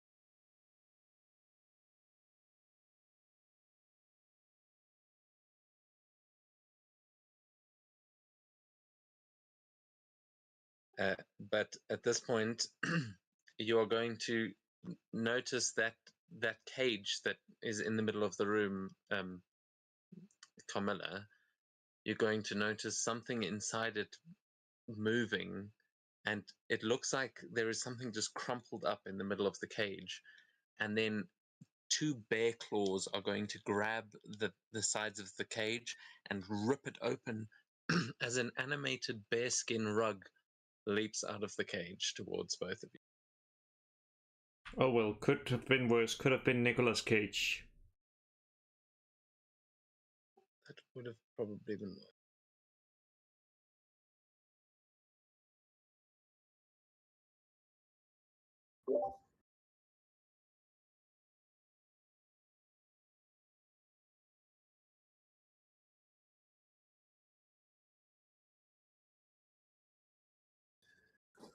Ooh, animated bearskin. I think I want one for my bedroom. Great Animated alarm what? system. It's a great alarm system. Okay, so this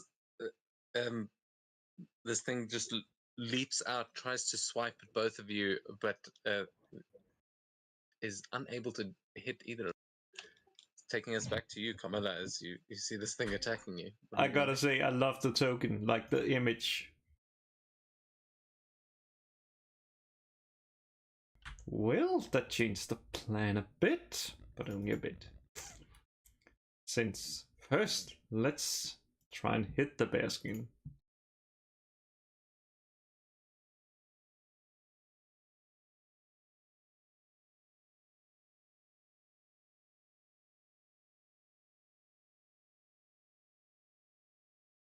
Oh, perfect. Then let's move on to the next one. And attack that one.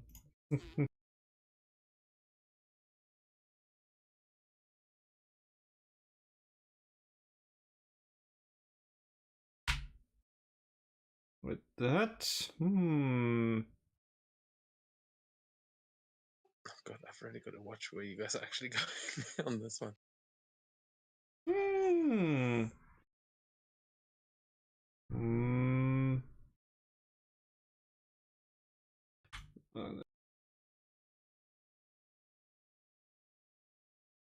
Perfect. That's about as far as I can go. Okay, as you get up around there, you sort of jump, moving around that guy. I'll say you do that pretty easily, but you will notice that there is a golden chest in the corner of the room, and it seems to have a big skull on the front of it, like a lock. But yeah, you get there without too much issue. Yes, yes. And that brings us to Gorm. Well, at the end of your turn, I would like you to please make another dex saving throw, as you are in the path of another pendulum. No problem. yeah. 22. Easily dodging it. As that side of the room. Yeah. Oh, you were actually just out of it. Never mind. Sorry. But yeah, you dodge out of the way. Gorm, you're up.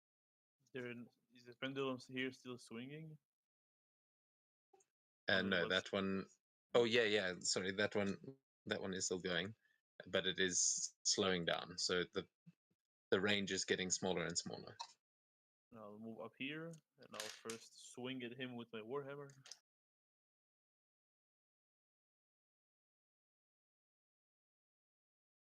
For a natural 1. Word. This And guy's the I'll toughest I'll challenge so far. use my bonus action to shove him with my shield.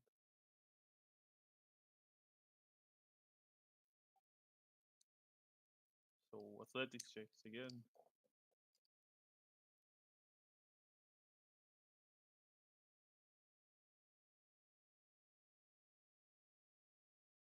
Yes. So he's moved 5 feet to the left. Okay. And that's my turn. At the end of your turn, as you as you push him out there, you're gonna notice that he's shove.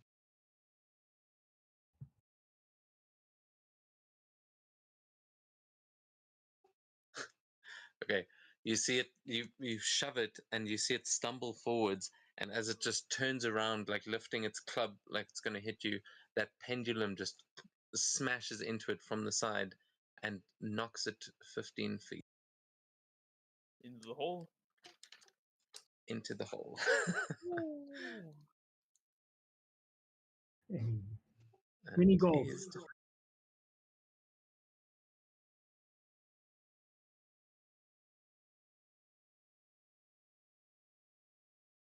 yeah, go. You knock him into the hole, and we go on to Mikil. Alright. Well, my plan of moving up on the ceiling didn't quite go as intended, so I'll just move normal, yes. Get on forward. There was a pendulum swing like this way, right? No, it was from the top to the bottom Ah, in okay. this lane. Like the blue one. In that case, I'm gonna vault over this rock over here to circumvent the bedrock.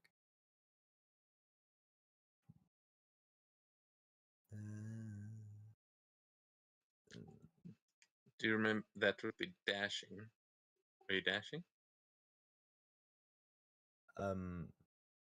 No. Do you need to dash to a vault or something? Yeah, or just move over it. Okay, no, because I just you've stood on a pressure plate. We are there. But that was just as you started your dash, which is why I'm asking, did you mean to dash? No, I didn't mean to dash, no. Because then you would have just run out of movement there.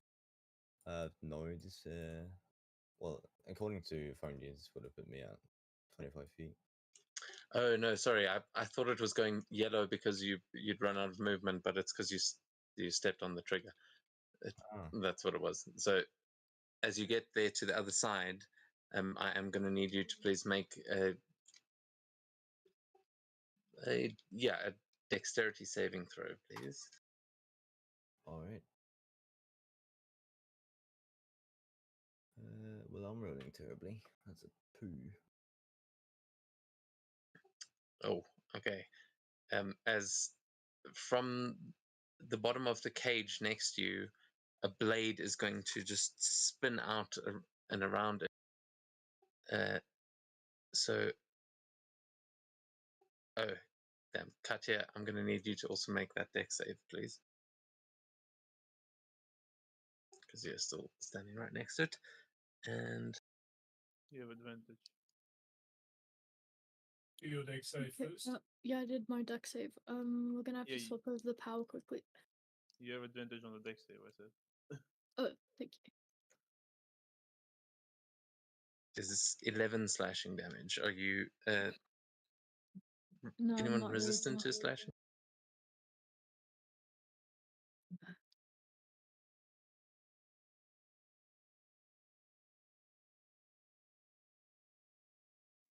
I think she was raging, so I'll say no.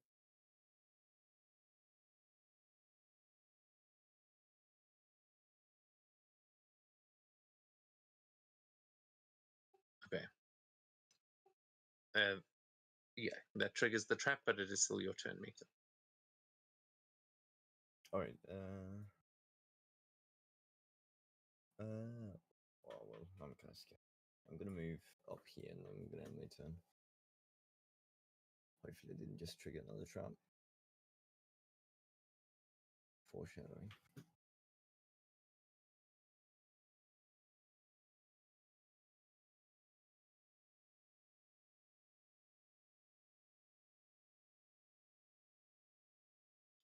Okay, Yeoman. All right.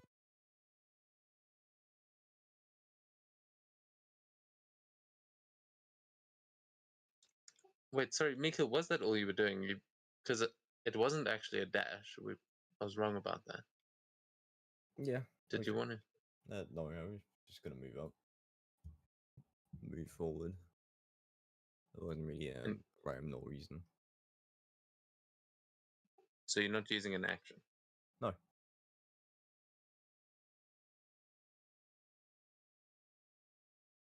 Okay, go on. I mean, Yeoman. Alright. I'm gonna. Can I make a perception check just to try and spot any traps around me? Absolutely.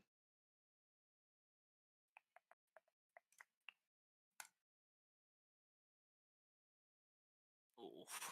Oh, man, no. Fortunately not.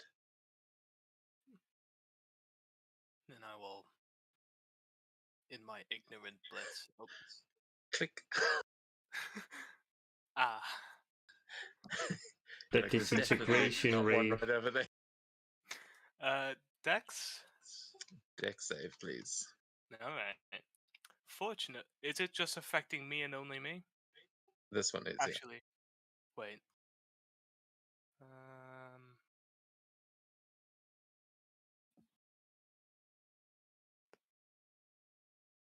I think I have a +2.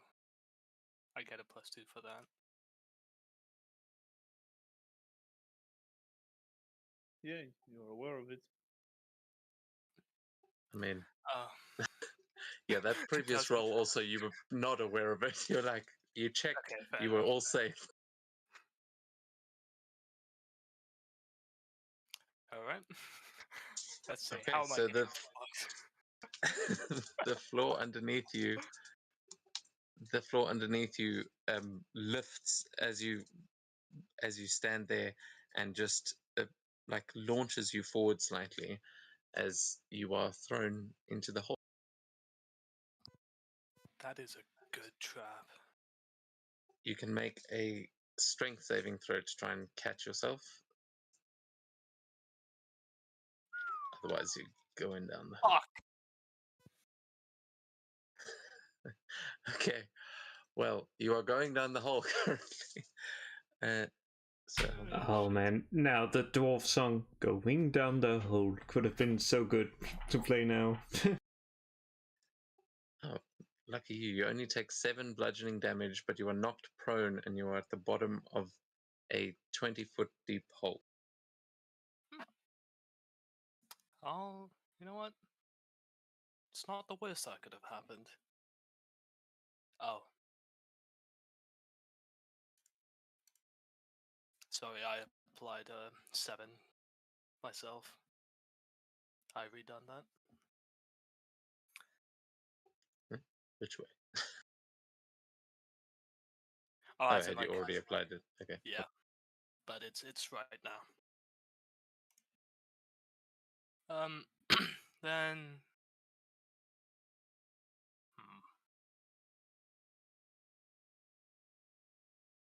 would I still have a action or bonus action left? Yeah, you got everything left, so. Oh, okay. Then I'm not sure if it'll take an action or a bonus, but I'm going to just like throw the rope up and just ask for help, mainly from Shepard. Just commanding him to grab the rope, pull it. Okay. Yeah, I'd say it would be a bonus to throw it up there, but an action to actually hang on to it if Shepard's going to try and pull you up. But hey, with his size at the moment, it might be possible. That's what I'm. Do you have enough of your movement to stand back up though? It takes half, right? No, I don't. Then No, actually, I think it takes half of the movement you have left. Not. Okay. I could be wrong about that, but that's how we'll do it for now. It's fine. You stand up at the bottom of the pit and throw the rope up, and then what is Shepard gonna? Shepard seeing the rope, almost like a cat with like a toy, just goes for it and starts pulling at it. And he is going to move there. I don't think he would check for any traps. So if you want to be more successful with this in future, tie a pouch with 2 tennis balls in it to the end of the rope. Good idea. It gets advantage. He'd auto succeed with that, I think. But yeah, you can give him an athletics check, I guess. I don't know if we've changed the stats yet, but you can take advantage on this anyway. As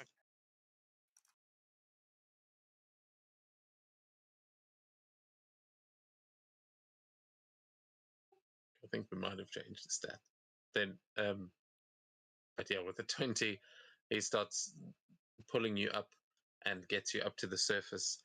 So he is going to have to move back a little bit. Which way is he pulling? Yeah.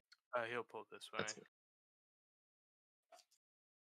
So that one's already been triggered, so you are pulled up here. But that is take that's it. That's all I can do. yeah, that's going to be your action if you because you're basically pulling yourself up as well. Then that's my turn. I roll a Okay, d4. but you are not stuck in the. This one up here has got no one to. So Svenja. Okay, so almost, if I'm pronouncing this correctly, Wusha style, she wants to jump from where she is onto this, so with the free runner's armor, which gives her an extra long jump to this pillar, to this one, and then sort of do like a somersault in the air and attack the bear skin rug from above and behind with a rapier. Hell yes, acrobatics check, please. Okay, and let's do that. Acrobatics check.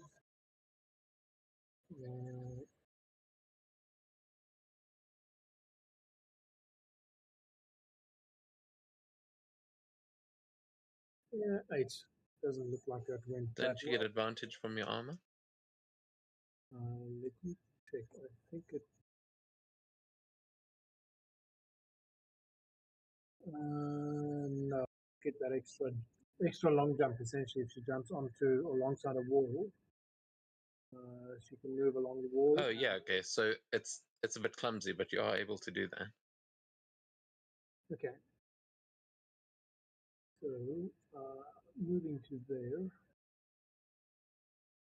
And You're gonna have to move where you're actually going because there are walls in your way.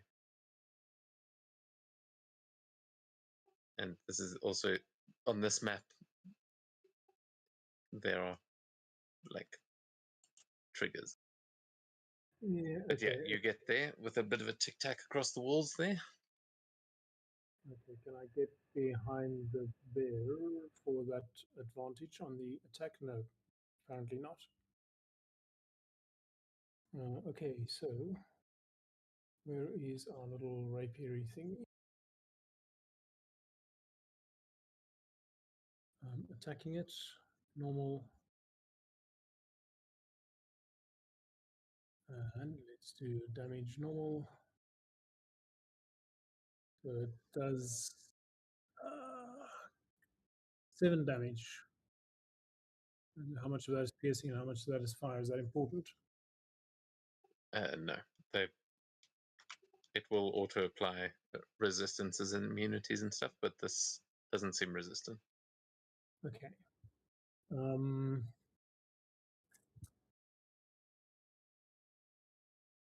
and bonus action, I have nothing that I can do because I'm guessing I can't attack with a rapier and then throw it and activate the dancing rapier as a bonus action.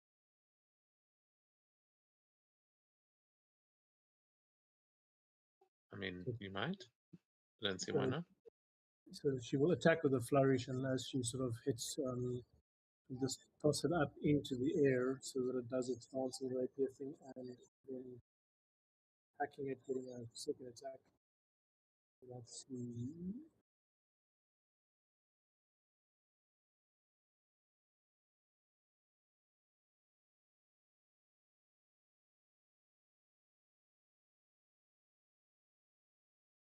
Cool. So that's the turn. Okay, very nice. Okay, you've clicked the button. Cool.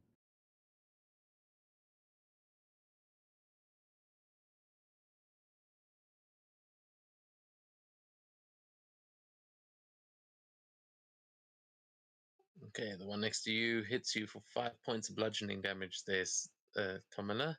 He smacks you with his club.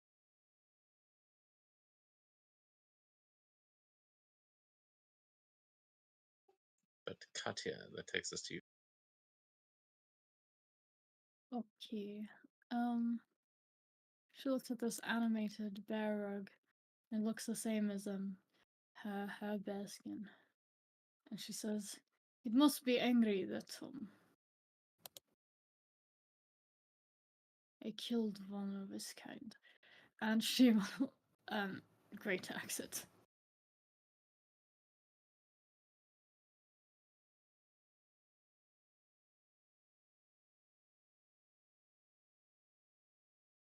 Oh, for fuck's sake. Okay. That's it. Yeah. Starts roaring at you in bear. It definitely seems offended by what you're wearing, but this one has been made into a rug. Is there anything else you're going to do here as you're fighting it off? How many rages does she have per rest? Because I don't know how many combat things there will be. You're probably alright.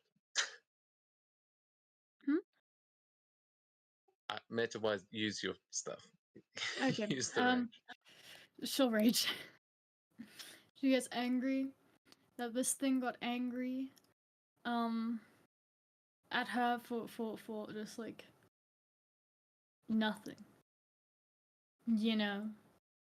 This is just life.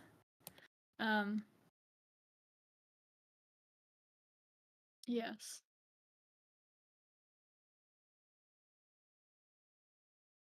And yes, she's now angry. Now that's Okay.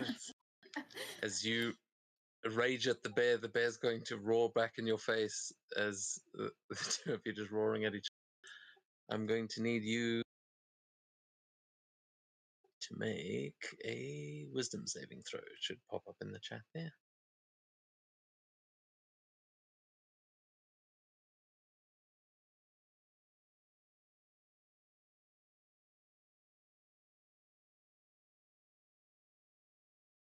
Just. You roar in each other's faces, and then he tries to bite your nose off. That's rude.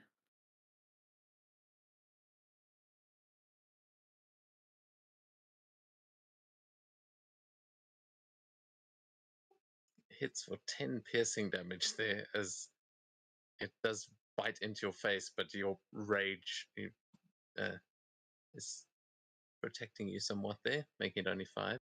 Nice. But then it is going to try and wrap itself around.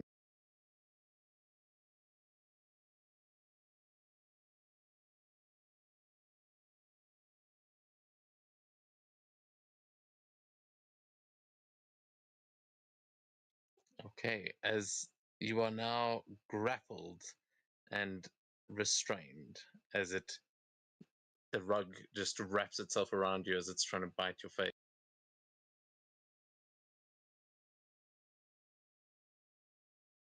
Well, that's not good.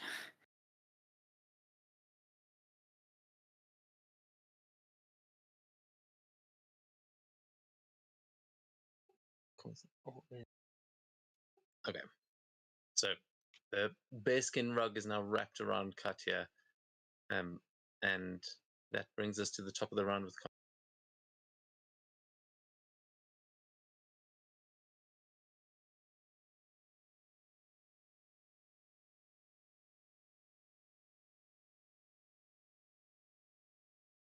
The first thing I'm gonna do is, Mikkel, go and have a look at that chest up in the corner. And then I'm gonna continue with what I'm doing, which is basically reconnaissance.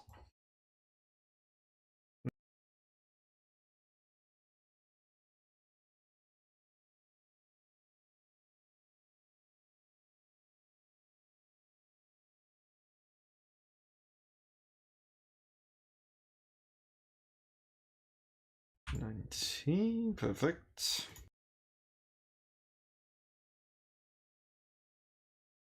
I'm gonna confirm my suspicion. And let me guess, So, this door is locked and need a key. yeah, so you can give me an investigation or perception as you run up to that one. As you can see, there is definitely a big round, could be a door there.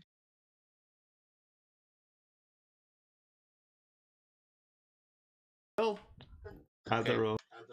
So it definitely looks like a door that you could open, but you don't see any keyholes or anything like that.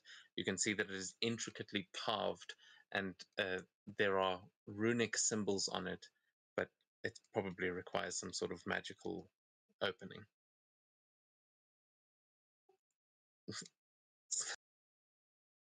So I was right.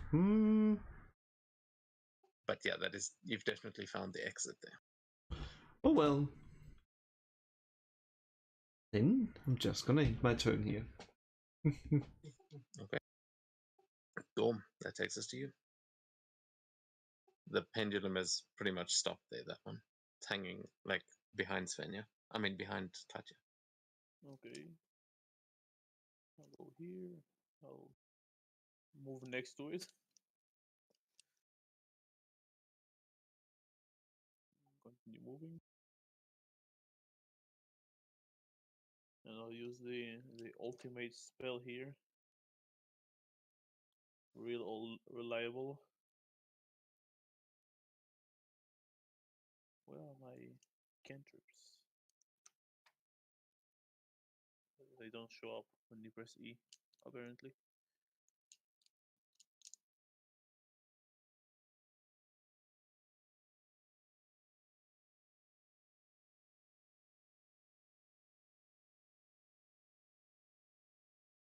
Oh, dex save for him. A whole 2 radiant damage. And that's my turn. Okay. Here, shake a bit, make that Lego damage sound, and Mikhail, we go to you. All right.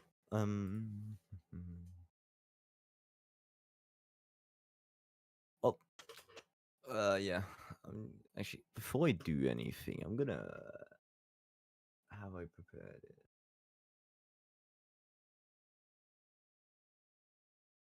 I'm gonna cast Cure Wounds on myself just to be safe.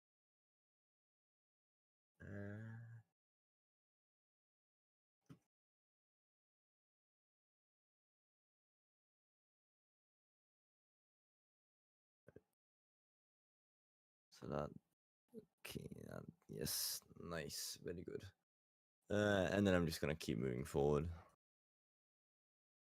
I'm gonna Okay. move. Do you want to give a perception check this time? That's a very good idea, actually. Because you just stepped on another one. I am. Yes. All right. I'll say you can give me the perception retroactively, and it might give you advantage on the deck save. Well, I'm only running twos right now, so Yeah, no, you didn't see it. Either way, you try and get around Gorm there and step on another pressure plate, as you will hear a chain and another pendulum come swinging from the left-hand side. As I need Gorm and Mikhail to please give me deck saves, both of you.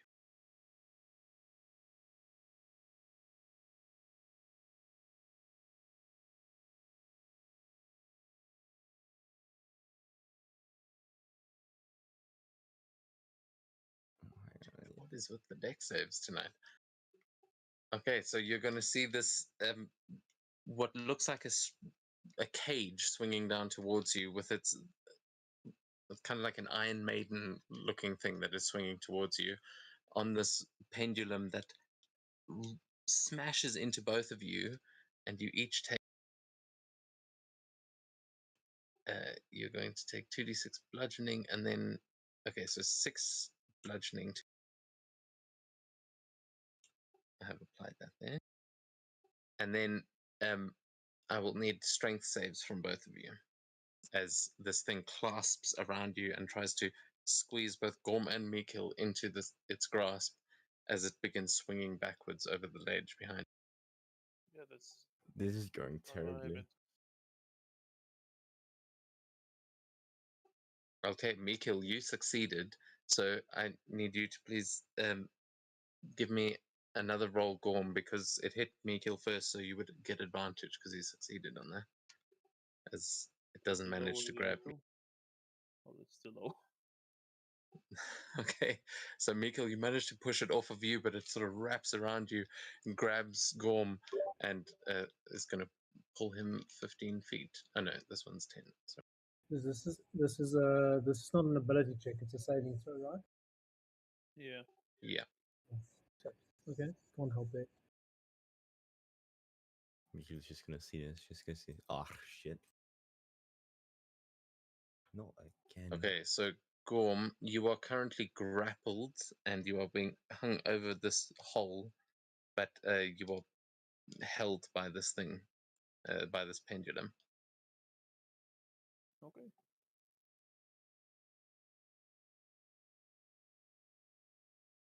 But Mikhail, that it is still your. That was Um, just your movement. Yeah. Well, doesn't it take an action to? Yeah, yeah. So I don't have any. I forget what my bonus actions are. An action to. I don't think you've used your action yet. It's free action to do the perception check. I'm not. No, I Stickler cast about Cure that. Wounds on myself. Oh yeah, you did that. Yeah, no, I don't have anything. That's gonna be my turn. Okay, and that one's. So Yomand. All right. Yeah, I'm going to try and come around and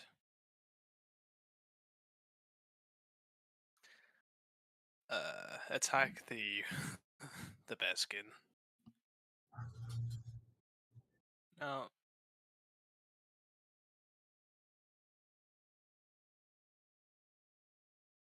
all right. Actually, first I need to Brilliant. There's a question to be asked. Does the bearskin have balls? It does not. Ah, shame. It Alright. is one of the smoothest things down there you've ever seen. It's a rug. So you're saying it has cubes? Saying Well- it's leather underneath. If it did have balls, they were long since removed.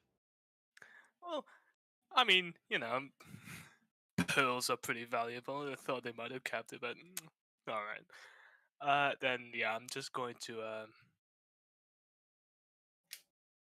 That's I'm the not wrong just- question, actually. Sorry if I may interrupt. The right question is, does the bearskin believe it has balls? Does it Ooh. believe that Shepard is biting his balls? Yeah, that's a whole other question. How an animated rug perceives the world. Maybe up to higher floors in this tower. But We haven't had enough mushrooms to discuss that yet. Yeah, ask the seer one, so we're done. Alright. I moved there. If that doesn't, well, not if that. Well, that might trigger a trap. Please tell me. no, I think you've triggered almost all of the traps in here. Nice. Alright. Then I will just straight up attack the bearskin, and I'd also like to use this.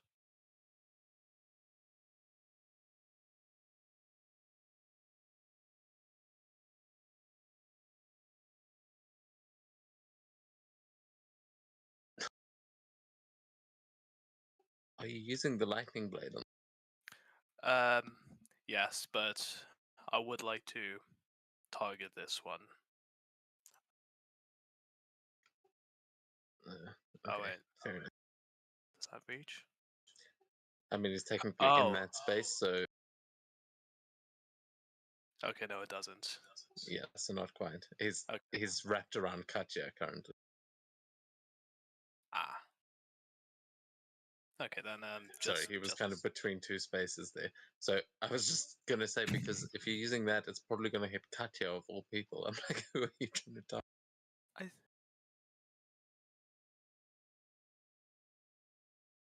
Oh. I thought I could have chose, but oh well, it doesn't matter anyway. No, you could have. I just Ah. sorry. It was just the way it was set up was misleading there. But Gotcha. he's not quite within range. Okay. Well, fuck this bearskin.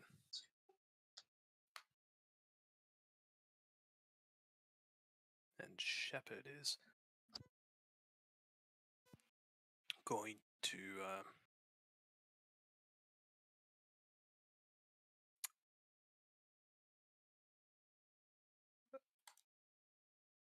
yeah, he's going to use this, and he's going to try and tear the bearskin just off of Katya.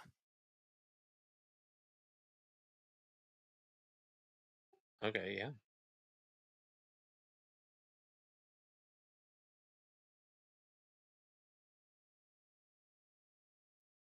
Okay, I'll say.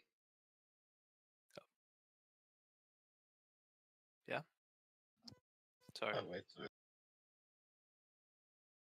Okay, it did succeed on its saving throw, but I'll say that this, as Shepard does grab it and starts pulling away at it, will give you an opportunity if you want to use your reaction to make a escape check there, Katya, which would be a. Is it a strength save or just an athletics check? I don't know. Yeah, sorry, I'm just. Either contested or save. Makes sense. Blah, blah, blah, blah. When. Yeah, athletics. Spirit. I'll double check the rule.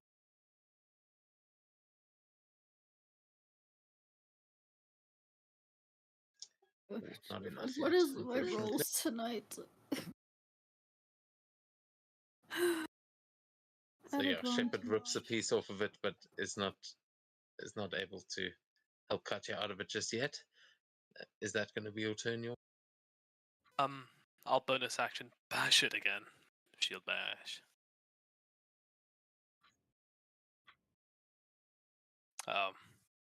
It misses. God, the rolls, dude. Okay. Sorry, was that it then? Yeah. Okay, then Sven.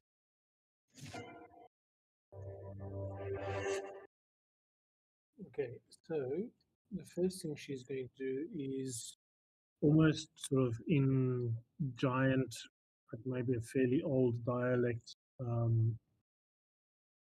speak about the freezing cold in the mountaintops on the bearskin and reminded of how cold it used to be, and use biting words on it.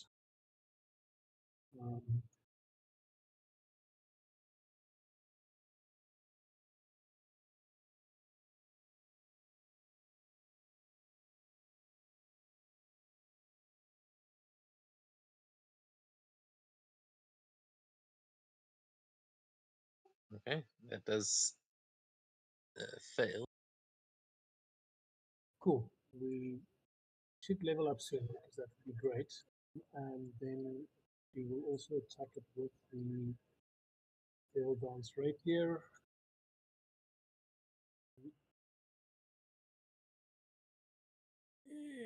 And she misses with Devil Dance Rapier. That is freaking disgusting. Okay, that is her action. I was wondering if I should try and help Katya escape, but I thought trying to kill is going to be better, and that didn't work. Right, that is the turn. She will be cussing in giant at the inability to kill the bloody bearskin.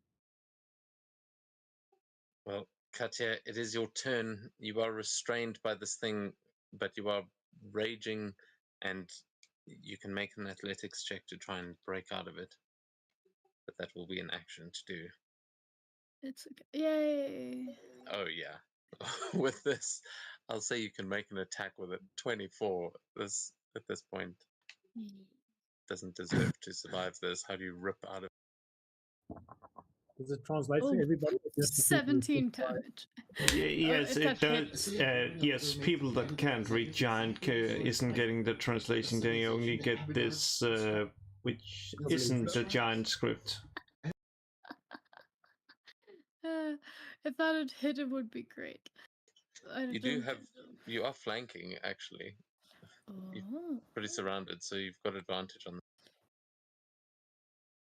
that. Okay. Holy shit, and 17 is exactly how many hit points it has left. So if you can hit with this, you'll take it down. That's it. She frees herself by just taking her axe, and she has like a talent for cutting things in half. It's the Goliath way.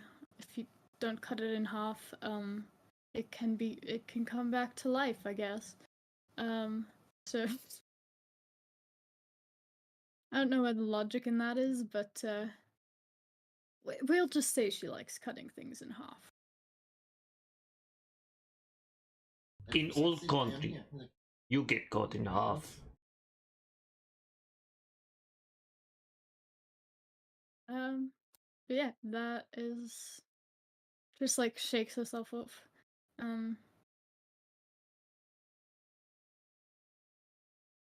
Yeah. And that's the time. Okay.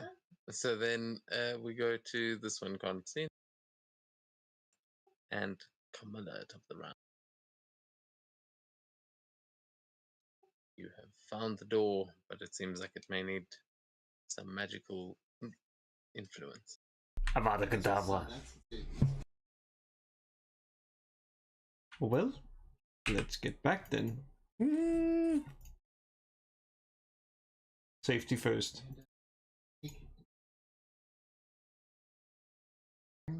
come to learn are incredibly useful, Mm, especially against swarms. Like,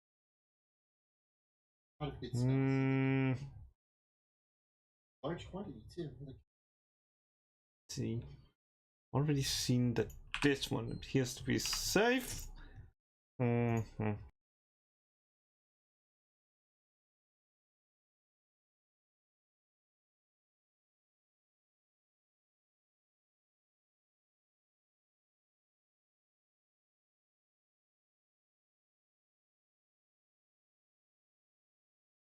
I've reached the chest. Okay. Are you going to try and open it? I don't have lockpicks. you can make use of power. You can see that the chest is closed by. It's got a clasp over it that looks like a skull, but you also don't see any obvious keyholes or anything. It looks like you could just unlatch it and open it. But if you want to check if it's locked, you can. You know what? The first thing I want to try to check is there traps? Yeah, you can give me a perception or investigation. 15. This is a mean looking chest. You can see that the skull on it, it definitely looks menacing, and it has got horns. You can also see on the banding that goes over the chest, you can see small holes that it looks like spikes might come out of if you were to pick up the whole thing. And there is a good chance that this chest is very much trapped.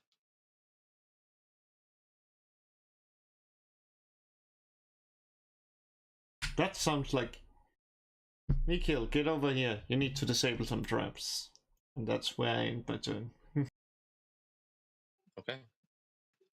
Yeah, so if someone has proficiency in thieves' tools or those kinds of relevant abilities, you could try and disable these traps, but we go on to Gorm, So I'm gonna who be... is hanging above here, and you are grappled. But yeah, it seems like any movement you make, you might release this thing and plummet below you. Oh, that ruins my plan, but I wanted to try to like swing it towards the dummy up, like, going back and forth, Yeah. shifting my weight so it starts swinging. Yeah, you can absolutely try and do that. You can give me an athletics or acrobatics check, as you're holding this thing doesn't seem to be holding you that tightly. It seems like it would be quite easy for it to let go, but it's like it's trying to drop you, and you're holding yourself in it now, using it to swing yourself. So I desperately want to request at the end of this that the rope of climbing gets transferred to my inventory, because it would have been a perfect use for it. Yeah, 24 in athletics. Oh yeah, absolutely. What does this look like? What are you trying to do? Is it my It action will to, succeed. to start swinging it, or I'll say this is a bonus to do this, because you're Okay. just can is my action to try and break free and then crash into the dummy and push it in the hole? just movement would actually break you free from this, so you don't have to use your action. You can try, and if you're trying to push the dummy into the hole behind it, then you can use your action. If you're trying to put this trap on it, then that'll use your action, but it'll be a different kind of check. Yeah, I'm just trying like to push it into the hole. The one behind it. Yeah. Okay, yeah, then you can just make an attack or a shove. Okay, so athletics, another one contested.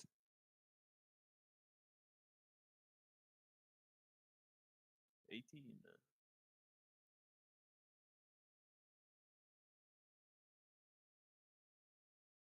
Down the hole it goes. Even with a nat 20, it wouldn't have been able to beat you there. As what does it look like? Are you just drop kicking it into? I'm just like crashing in it with my shield. And you send it into the hole. It is destroyed. And that's my turn. How do I remove the grapple? Oh, no, that's just double grapple. That's cool. I'll try and remove. Oh boy. Okay, Miko. All right.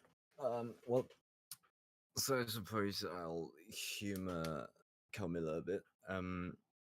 But first I'll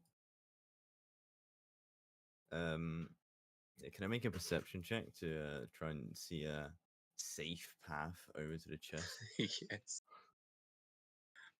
I feel like you've triggered most of these traps just by chance. I think you're right. Unfortunately, I just cannot roll above a 10 today. You look around and you're pretty sure you must have triggered them all by now. Like you're bleeding. It must be over. Well, I'm convinced, right? Okay, I will ask though, are you jumping that gap? Because it looks quite flimsy under there. Even your 6 would be able to tell that those boards don't look like they'll support your weight. No, I'm gonna walk around. So that's what. Yeah. I mean it's a 5-foot gap. It wouldn't be difficult to jump. I'm just asking. With my rolls today, I'm not trusting it. No, you won't need to roll, it's fine. You've got the strength to make a 5-foot jump, but I don't know why I even asked. Obviously, you're not going to step in the hole. It's a stupid question. Carry on. You know, I might just right. Just to be safe. Okay. And then I'm gonna try and I guess disarm the traps. Cool. You can make a thieves' tool check or just sleight of hand if it's easier. Use the thief tools. Shit. Yeah. Checks I mean, out. you might have something else as a. Oh, there we go. Flash of genius. Level 6 at least. Yep. Don't have it. Oh wait. You gain +5. But this is only with picking locks. I do have the gloves of thievery, but they only. Probably best to just do that. Doesn't say anything. Yeah, I'll say this. Okay. I mean, we'll say this time it works. Okay. Cool. Can just do that. Well, that's Oh, even no. worse. Okay, so as you try and disarm this thing, you'll notice that it has got a trap within it to like unleash a little saw blade. And as you're trying to disarm that, you're going to trigger a second defense mechanism. As you see the skull on the front, you see its eyes light up, and it emits this like scream. And I need Camilla and Mikil to both, and Gorm actually, I think. Yeah, Gorm. I need all 3 of you to please make wisdom saving throws or be frightened. Always get caught in the crossfire, don't I? Yep. Oh my god. Something above a 10. Okay, that's a success. Oh no. That is a fail. No. And that is Oh. a success. Is it that? I believe it is. Well, unfortunately, I'm not able to believe hard enough as 11 and 7, unless you've got some immunity I don't know about. You both need to use your reaction to move up to half your movement directly away from the chest. So, Gorm, Down the you hall have a I go. gap there behind you. You are frightened, and that's the direction you need to be heading. But you could potentially make that jump. Well, I have the strength to make it. I'm going to ask you Yeah. to make an athletics check though this time, because you basically you see this thing scream and you turn and run as fast as you can. So it might be a little bit scrappy, No, but oh yeah, what does it look like as you clear that gap?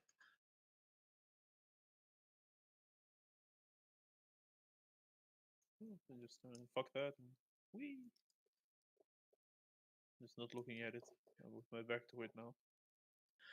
Yeah, that's all right. Once you get there, you are no longer frightened once you've used half your movement. So yeah, you you sort of crash there up against the wall and realize that it's only a chest. But Camilla, which way are you? We're just gonna go directly. I'm not sure what that thing is. There's a wall in your way. It's like a wooden wall, so that might stop your movement. So that is. It's a wall. But I mean, Oh. that might actually stop Camilla. Like, you can move up to half your movement away. So if you're stopped by the wall, you'll just run up against that, unless you want to try go around. you know what? I'm just gonna do that and then just step up. So I'm basically standing, you know, like on the wall. Yeah, just crawl straight up the wall. Okay.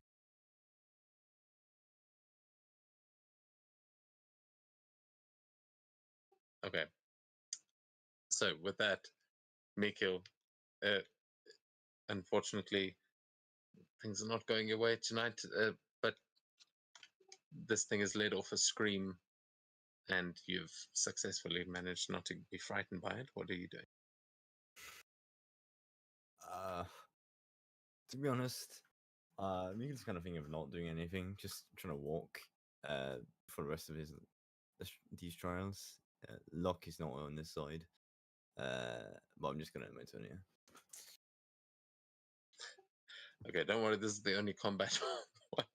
the rolls are going to matter most in this. I thought we'd get through much more of it, but Gorm, let's go. Oh no, it's not Gorm. Why did this one's targeting Gorm? Yormund.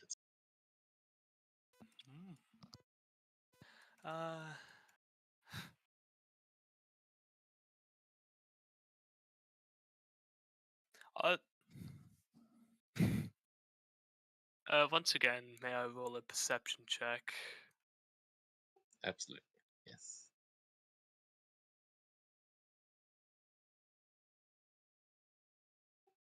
Okay, you can see from your perspective. Oh yeah, you can see as you look around, the pendulum seemed to have stopped swinging, but there is another one ready to go, and you notice a pressure plate over here.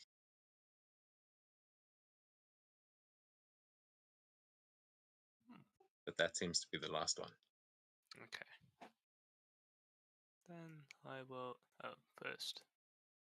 Because this might actually. Oh. Okay, no, not yet.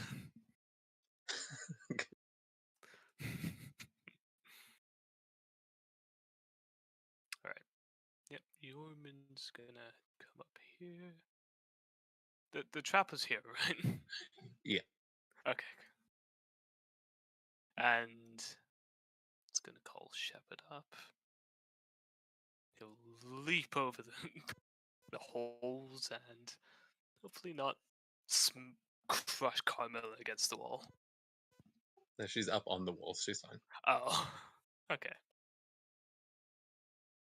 And yeah.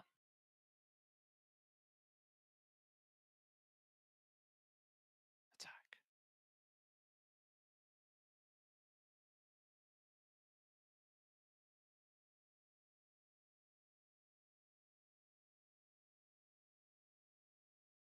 Nice. And might as well.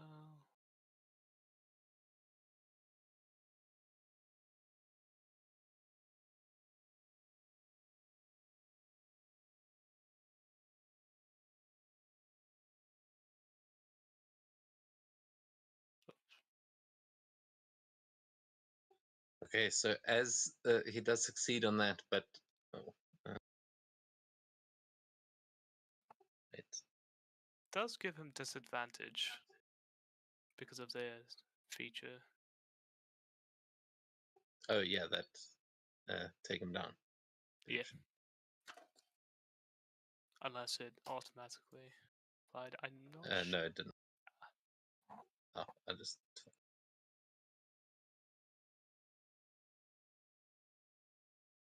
Okay, so that is a fail. As you see Shepard easily just push this thing down to the ground and rip out a piece of its throat, you're going to see its head kind of dangle to the slide slightly. And yeah, anyway, you'll see a little rune stick poking out of its neck that seems to be like embedded in its chest cavity, like down the neck. But it seems to be not part of the training dummy, like some sort of key or something. But it is badly damaged and prone.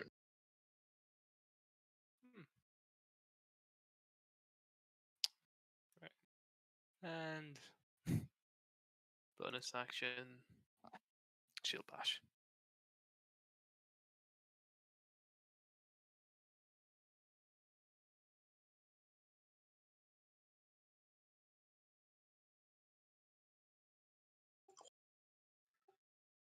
God, I think we've had the worst rolls of the whole campaign tonight.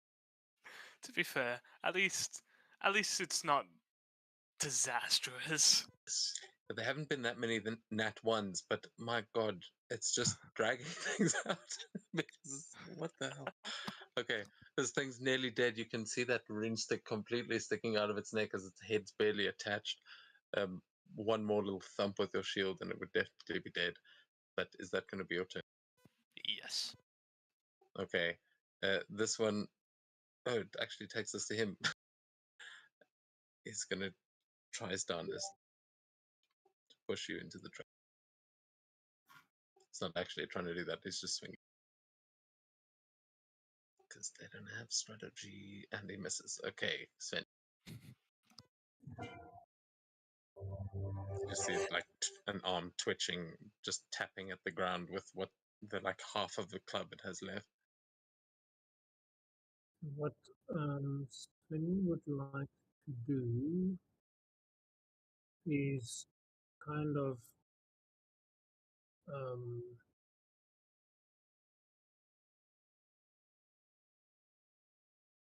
let me tell you what I want to do. She wants to move up here to next to Nicole. So grabbing the rapier out of the air on the way. When she gets there, she's going to say with the full charm that she can muster, let me help you, and use a bonus action to give him bardic inspiration, and then use her action when it gets to his turn to assist him with sleight of hand check to try and disarm the trap and open the chest. How does that sound?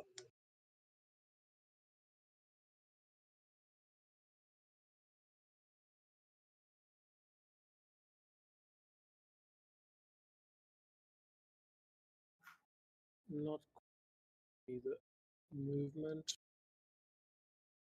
It's not that way.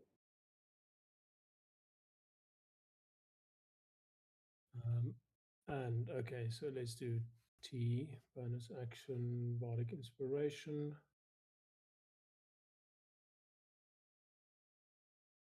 And hopefully that applies it. Should I roll damage on it to give it to? Yeah, roll it, I'll undo it. I'll fix that later. Okay, just so it applies. Okay, so select. Cool. And that is the turn. How do I make that rapier go away on the screen? The dancing blade? It can hang around for now. Okay, that's me. Okay, the help action hopefully gives him advantage on top of everything else. It will do. As Katya, we go to you.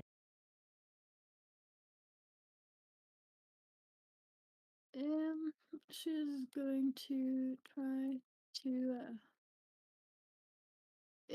it's doing like the title screen. Yeah, I know it's my turn. Thank you. Can't you just click through that? I was trying to.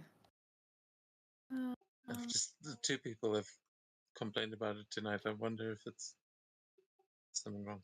But yeah, you will.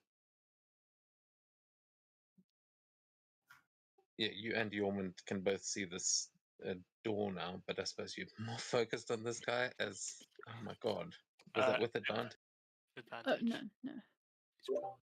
Okay, so there has been a high number of net ones tonight. Oh, almost again. Thank Yay. And with that, you cleave this one in half, and the rune stick spills out onto the floor, and you can see that it has got a series of runes written on it, as that one is dead. Nice.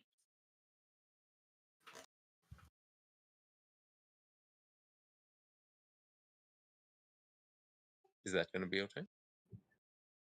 Yes, yes.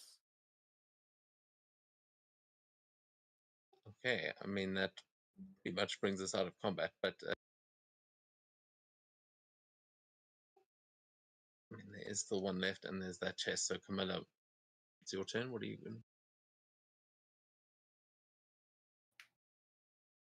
Eyeball, Runes, you say? hypnotism, or That gives me control? idea. Let me just see if I can make this.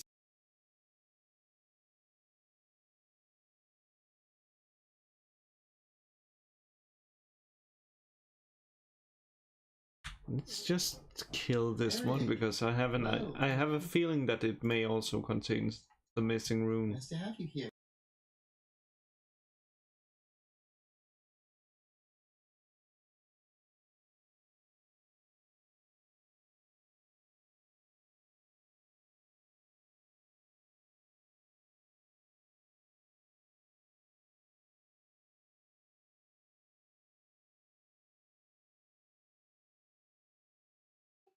Okay, almost.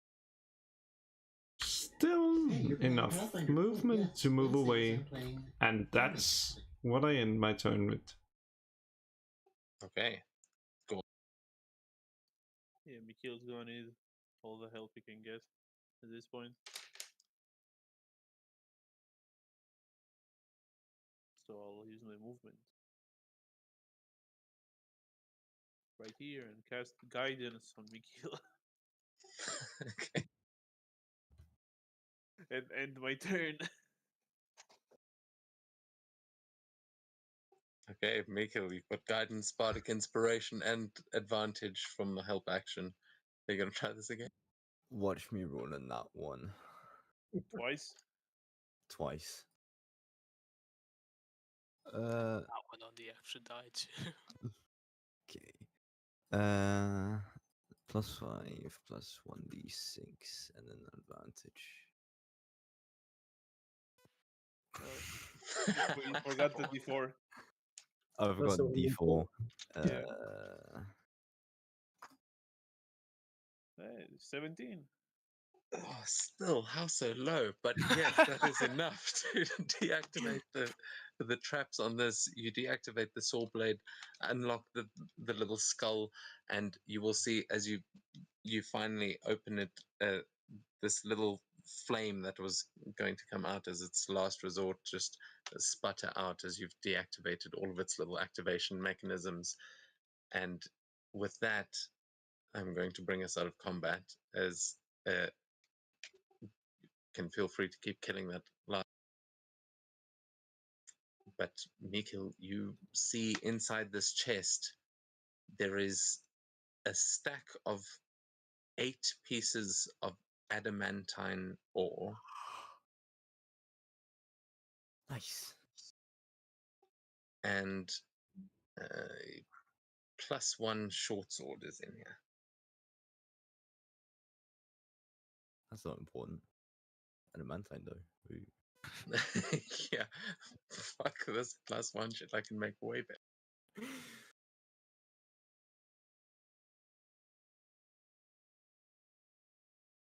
Let's see what's the door here.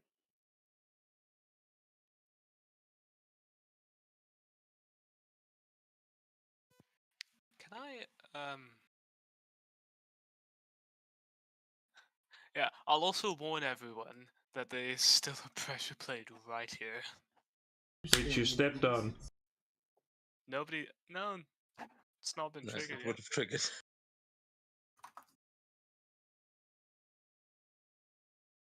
And yeah, before I try to fish in to find that rune stick, can I try and see if I know what it does? Like, it's not going to blow up in my hand the second I touch it. Do you speak Giant? Yes. Then you would be able to read that it is a phrase in Giant, and you guys can all give me either Arcana or Investigation checks as you're all able to see the door now. And Camilla, are you killing that last one?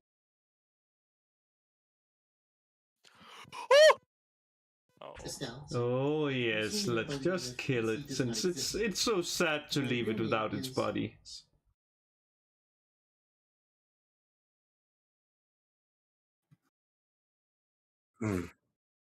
Brilliant. About time.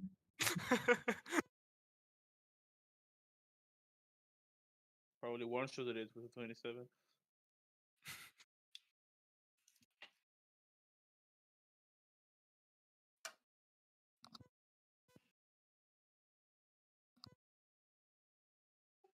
Okay, yeah. So, Camilla, as you just finish this one off, you are going to find another rune stick embedded in that one, as you suspected, and it will also have a few runes written on it in Giant, and it seems like another part of a phrase.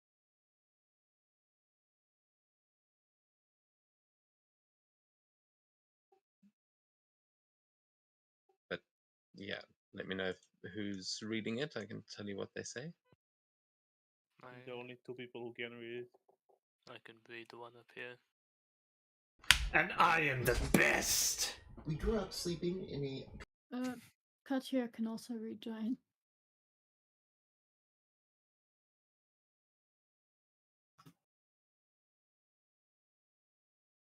Ask and Svenja. We do another, but she didn't do a spectacular on her investigation check. On 13.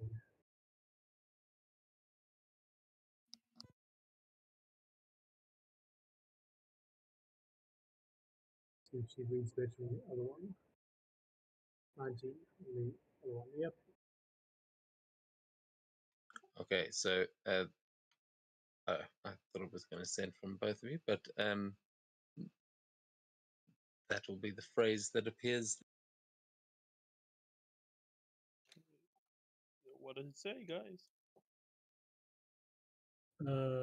Whispering Winds carry a prophecy. Actually, can we copy and paste that into common? See if this machine allows us to do that. No, well, that defeats the entire purpose. That- Probably the point was translation. for you guys to be able to roleplay in Giant that you know what it says.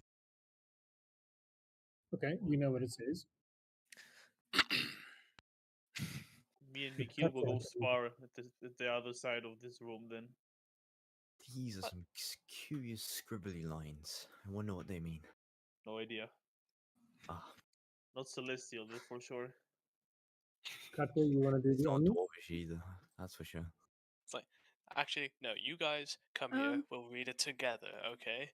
And Yorman just points, like, the whisper, just like, finger along the room. The whispering winds carry a prophecy across the fjords, calling for a champion from Brodavik to face the trial of the Norns. It's supposed to be a read. That's not everything. Oh, okay. Sorry. 3 tasks await, woven within the fabric of fate itself, testing mind, body, and spirit. Succeed, and all the realms shall hail you as a hero for all time. And just so I don't have to repeat it, well,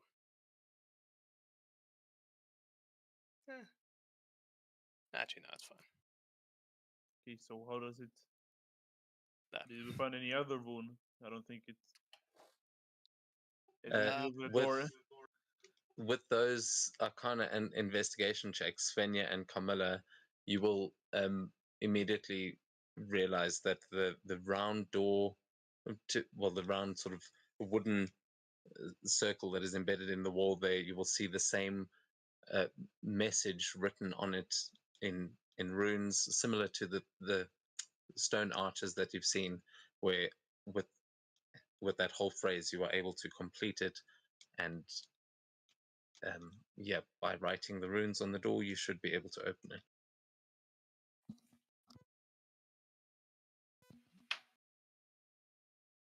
Sweet, we will write runes on the door. And with that, the door will roll away from where it is as you see the runes sort of glow and ignite, and it will open into a small like shrine area where you'll see a man in robes just double back and nearly fall over as the whole shrine opens up, and the rest of you are standing on the other side. You have completed the first.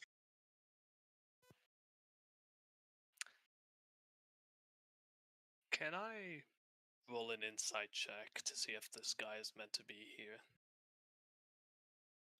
Yeah, sure. Seems alright. He definitely seems like some religious sort of fanatic. He was like in here saying some sort of prayer, but yeah, it doesn't look like any sort of Norse tradition that you're aware of. I'll just point at the door, the bottom here, and ask, "Is that's the exit?" He'll just nod, uh, looking at you wide-eyed, and he'll say, where did you all come from?" Trial room, like all like back here. I Svenja would. What? He starts walking towards the door as you start coming through it, like he's going to go and investigate the room you just came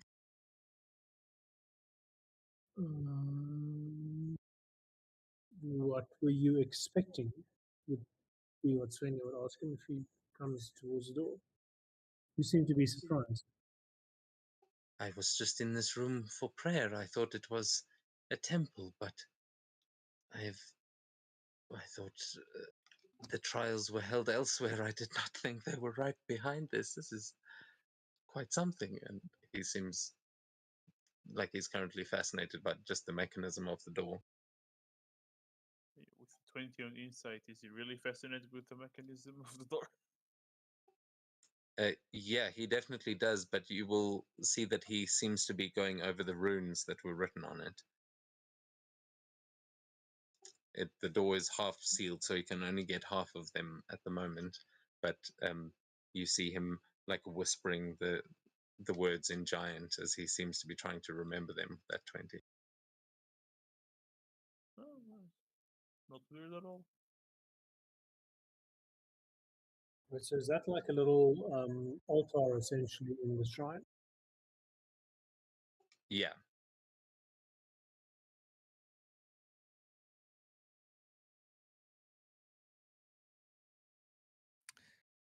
Yeoman is gonna ask him, so who are you? I am no one. I'm just a traveler. I have come to see what these lands have to offer, and I must say it is very interesting. You are all such interesting people. Well, what do you know of us? Not much yet, but soon I hope to know everything you have to offer. Where is it that you are from? Your little group. I have not seen you at the tower. We come from a town not far from here. Well, most of us bar one. Oh, I did not know there were towns near here. What is it called, if you don't mind my asking? Brodovik. Ah, shucks. Svenja wanted to give the other town's name, the one that started poisonous, but too late. I mean, if you'd like to interject. No, I think we said too fast. Okay. Fair enough. He'll look at the door and sort of frown, and he'll say, Rodovik, like the one mentioned in these runes? This is where you are from? Yes.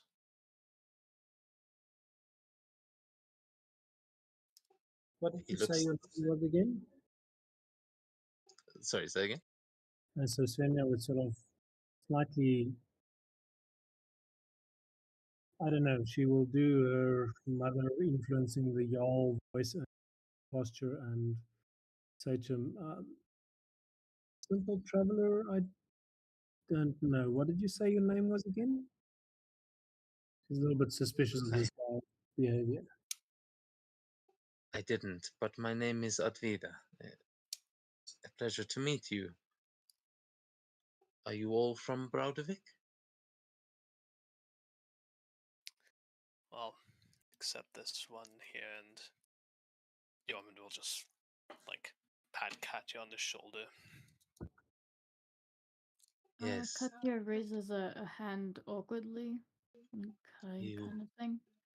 You must be one of the mountain folk. I have seen some of your kind here before. It is good to meet you, he says in Giant. It is wonderful to meet you too, she says back in Giant. He looks surprised at how eloquent you speak in Giant. And Yeah, she's just not good at English, okay? At common, okay? She's fantastic at Giant. It's her native language, but common not so much.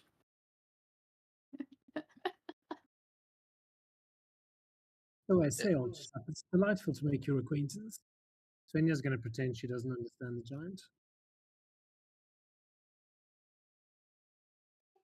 he will like give a nod of respect and say, well, I guess now that I know it is nearby, I have to give Braudavik a visit soon. Perhaps I will see you there when I do. But let me not keep you from your trials. I'm sure you are eager to get to the rest of them.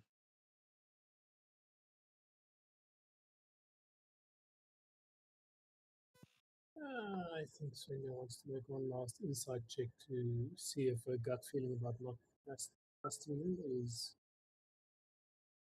correct.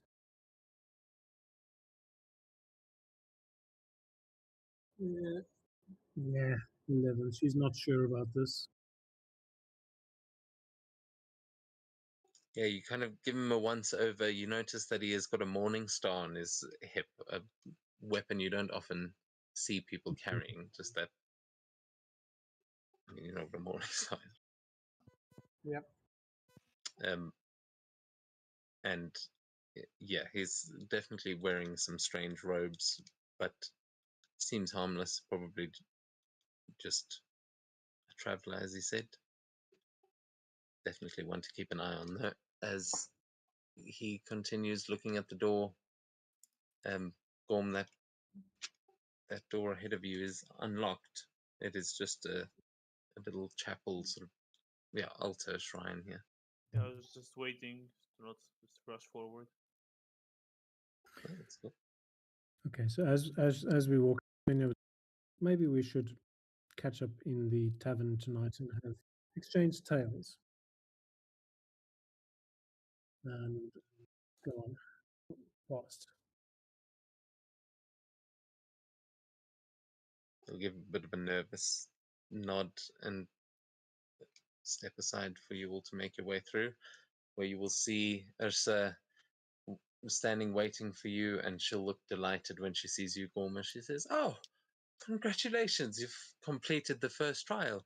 I'll be honest, that took you a little longer than I had expected, but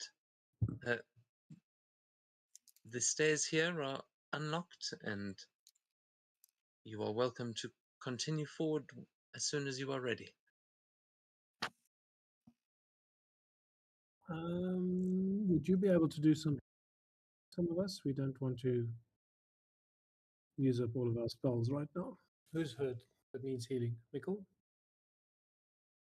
Well, I guess I could use some healing, but Yeah, Katya could probably use some. So if Ursa's willing to do healing, we'll take that. I'll We continue, I guess.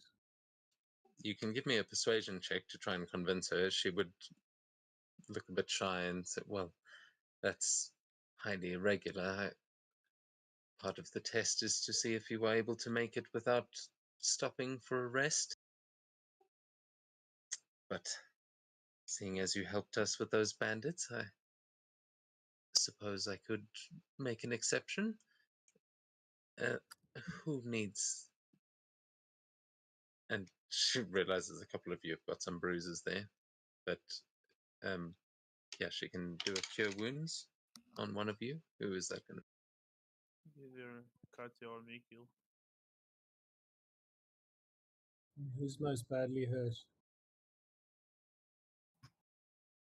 I'm on 38. I want 30. I have to level up 3 more times before I get to for you. Seriously, 38. Okay, so Mikhail then. 24.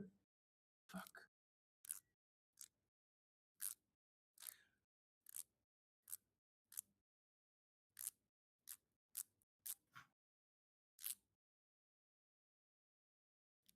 Oh, nice. She will walk over and say, don't worry, the rest of the trials are not so hard on the body. We keep this as the first trial so you can rest in case things don't go well. But the rest will test your wits and your knowledge, so good luck. And she'll give you a smile and gesture towards the stairs. Oh,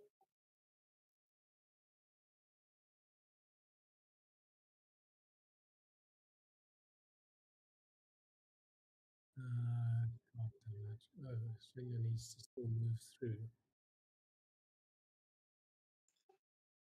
As you guys make your way up the staircase, you will see that the wooden floors above you quickly give way to the inside of a tree trunk that seems to be on the floor above you.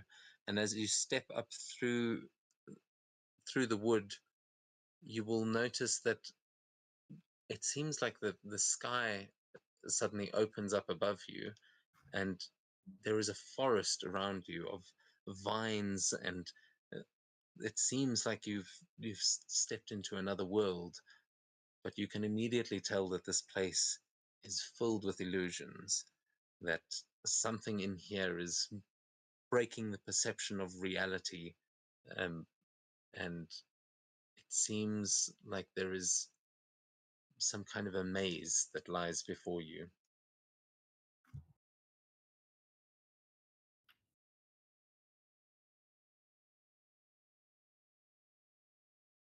I'm no genius, but this stone here doesn't look like it belongs.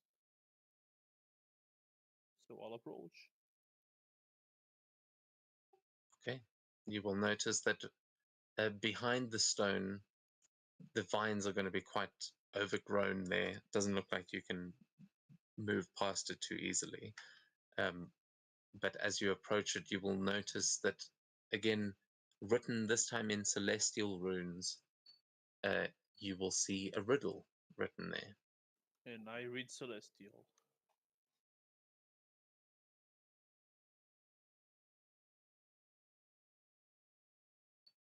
Okay, let me just... So many notes. Okay, so the first one, as you have entered the Garden of Illusions, you will see...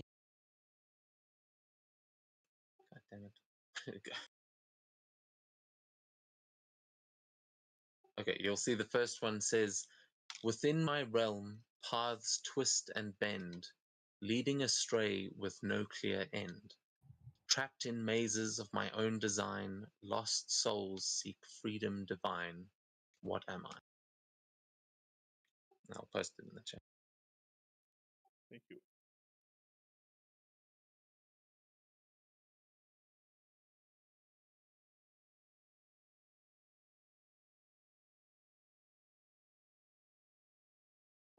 Do you want me to just put it in comment, or?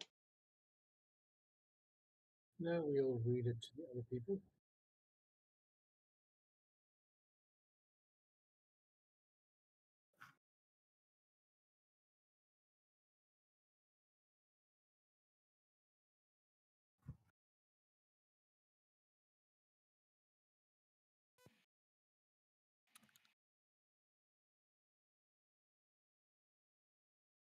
Mm, The Queen of Blades.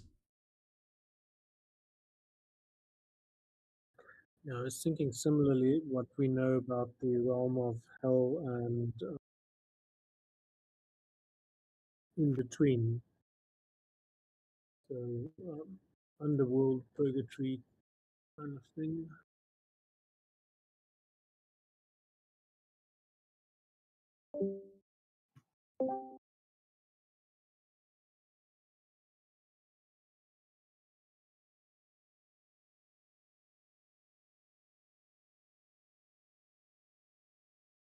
You guys can make, if you're stuck, you can make intelligence or arcana. But I'll say arcana or religion, I guess. Neither of those really apply. I'm just trying to figure out a way to help you with the rolls. But unless you want to try giving an answer. I assume it means like something mythological, but out of character, I have no idea. Well, this one is more just a setup, but it is hinting at that.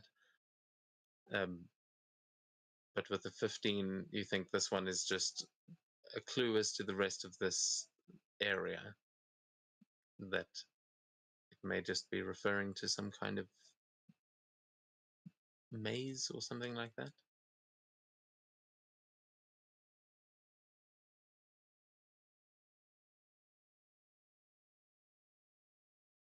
Well, I don't know any mazes. Yeoman and Shepherd are going to do a quick patrol while the big brain people do big brain stuff. Katya will come with because she's also not big brain.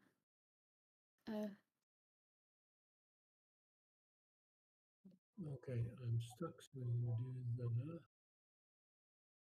Well, the riddle seems like a place. Like the answer is some sort of place. Maybe the Feywild? When you guys looked through the portal back in the forest, you were stuck there for quite some time. yeah, I'm also thinking Feywild, but Lost Souls seek divine guidance. Maybe that's their only way out. Like to find a way out of the Feywild.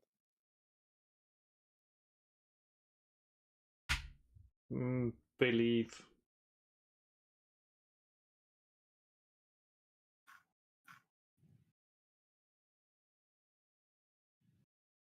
Alright, who am I? Fate.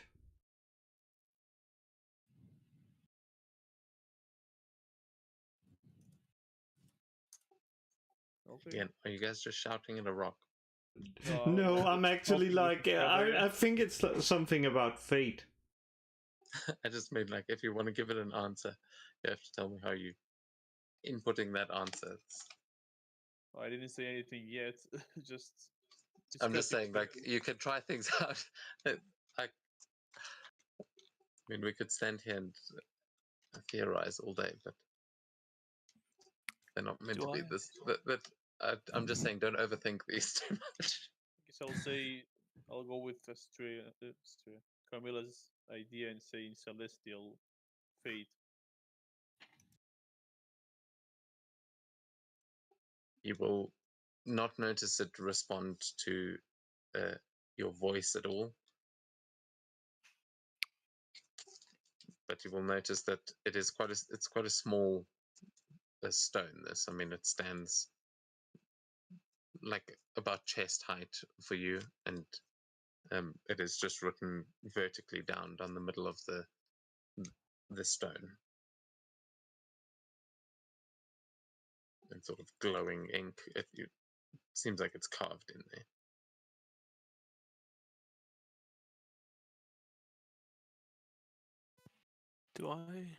Can I move through this, or is that too thick?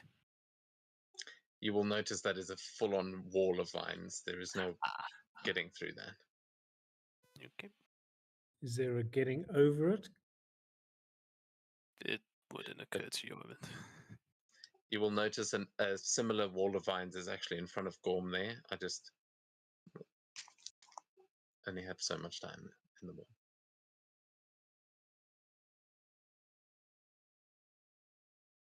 But it seems like that path is blocked there and behind the stone.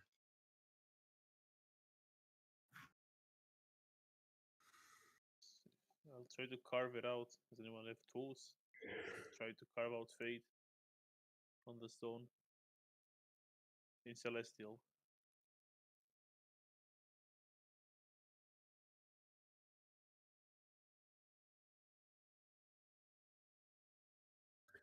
So, is there any apparent path through this middle bunch of trees? Just walk through them. There's one big tree in the middle, and you can see that this forest is very quickly. You may very quickly get lost, but there are definitely paths you can walk down. Though it seems like, yeah, the stone Gorm's looking at was just clearly something out of the ordinary. The rest of this forest seems like it is alive, but it is still for now. DM, does anything happen? Sorry, where did you go? Oh, oh, wait, do you not see me move? Yeah, but Oh, I'm shit. focusing on all sorts of things. You were I'm actually sorry. right under the clock, so I didn't see where you went. Sorry, I thought you But knew. yeah, as you start walking down in that direction, you will sort of round a corner, see some beautiful mushrooms up ahead, and you can give me a perception check to see if you notice what you've obviously noticed. Out of character, but Yeah, but she's hiding behind some bushes, so nope. with an 11, you do hear the bushes like rustle, but you don't notice the eyes staring out back at you. But as you are walking, you will notice that the forest is quickly, it's like getting denser and denser, and this map might not be perfectly representative, as it seems very confusing as you are walking through here. It's hard to traverse this place.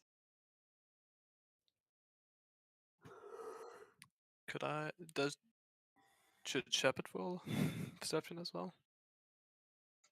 Sure, you can, to try and sniff out. Because actually, wait, I should probably hang on. I should double check. Okay, it includes hearing as well. Yeah, Shepard will start barking at the bushes, and you'll notice a pair of eyes just staring out at you. Yorman just sort of like unsheathes his sword and just looks at the pair of eyes, like waiting for it to do something. You'll see when it notices you seeing it, it will rise up above the bushes, and you'll notice that it is sitting on a horse made of vines that just rises up with it, and you see it's almost growing into place as it stands.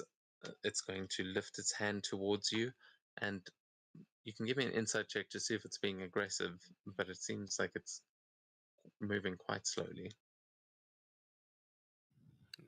Very unsure. It's definitely about to cast a spell on you. Yeah, Yorman's just gonna whistle just whistle for everyone else to hear, and well, if he can, he'd like to try and dodge. Okay. Otherwise, he'll just probably take that.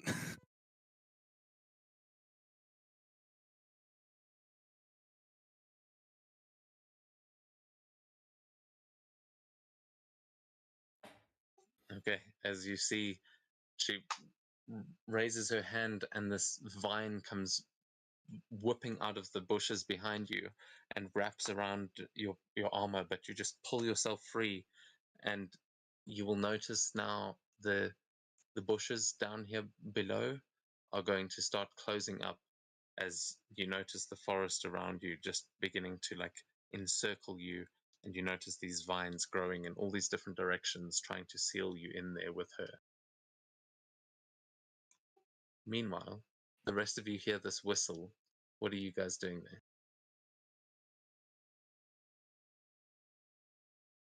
there? I'll remind you there's more than one way to interact with a rock or mark an object. Sorry, Katya? She'll go that way. You will come up to a wall of vines. You can hear them on the other side, but right there where you are blocked by a wall of vines that has just grown into place there.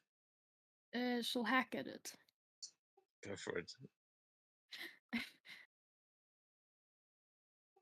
Yeah, you lift that axe and you just cleave down, cutting through half of the wall and splitting it open so you can see Shepard on the other side, like looking back at you. One more swing, you should be able to get through it, but it is rapidly regrowing just as you are cutting it. She'll swing again. Okay. I always think it's like rolling at advantage for some reason because the D12 looks like Yeah. I was just thinking that as well. But that one, you cleave through the vines as they momentarily are, they like recoil, and you and Shepard see a chance as Katya has just cleaved the path open.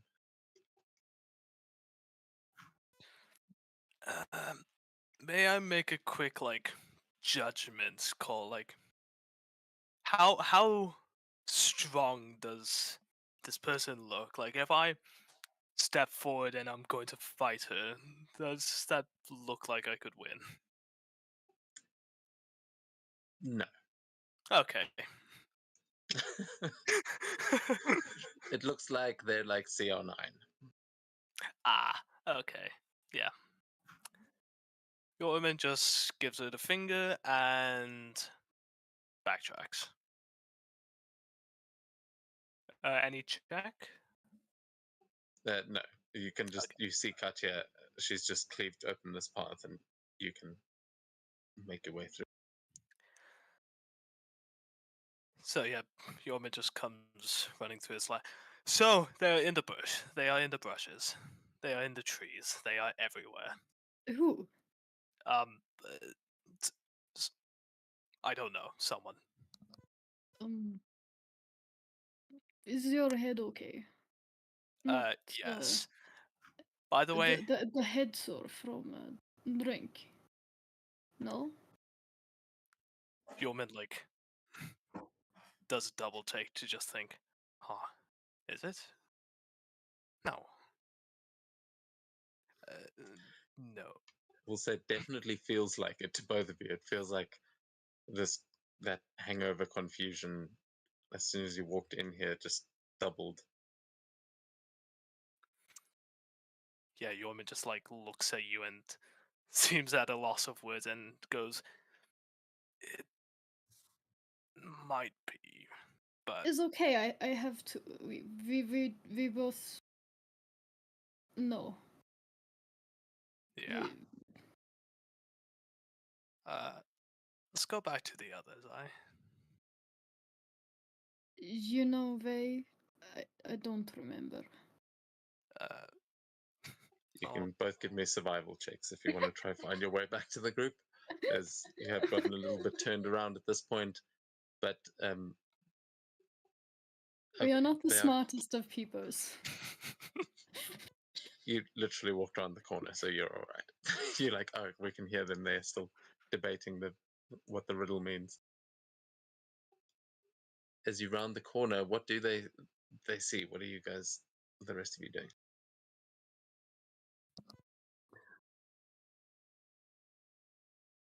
I think Svenja, assuming that we kind of metagaming, they tell us that there is something in the woods, will take out her lyre and start singing to the spirits of the forest and the protectors of the forest and the dryads that protect the forest.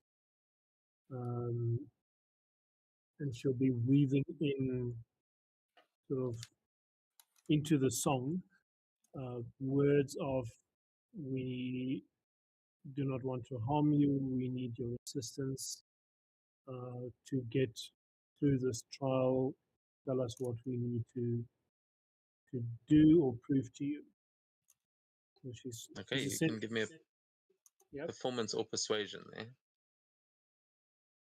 See which one will better thing. Do the persuasion thing. Oh man. That is a fabulous 12. Okay, I don't know why that was private, but yeah, with a 12. Oh, so I need to make it back to default public. Sorry. That was that other message I hope you'd seen.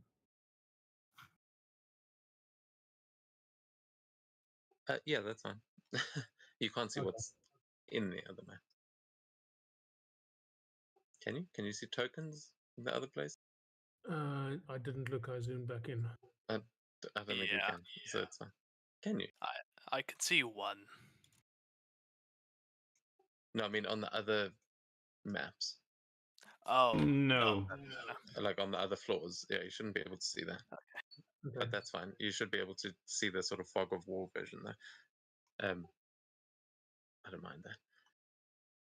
But yeah, obviously don't matter. But with that 12, Gorm, you're going to feel a sharp pain in the back of your head as something is thrown at you from the forest and just pings you on the back of the head. You take 1 point of bludgeoning damage. As Svenja, from your perspective, you see something get flung out of the tree and hit Gorm in the head. It looks like it is a small stone bowl of wooden, sorry, not stone. Just kill Gorm in one. A small wooden bowl of blue paint.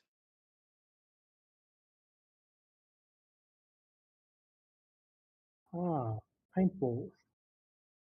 Blue like the sky.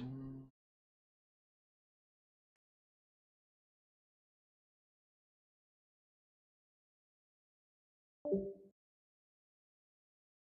me see what this spell is. We lost Gorm. I'm sitting here waiting for his answer, Oh. and he's not on the call.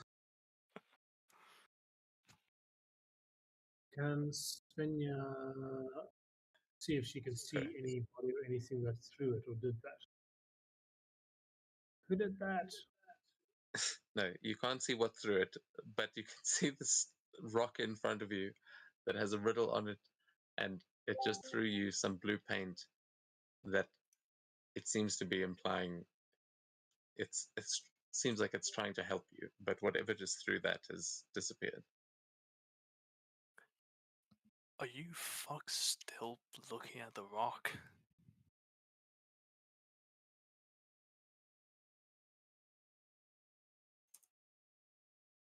Okay, Gorm, sorry, you missed that last bit. Something in the trees just threw a little bowl of paint at your head. You took 1 point of bludgeoning damage, but you now have a little spilled bowl of blue paint lying at your feet. So we should write on the rock in blue paint what we think this is. Feywild Forest.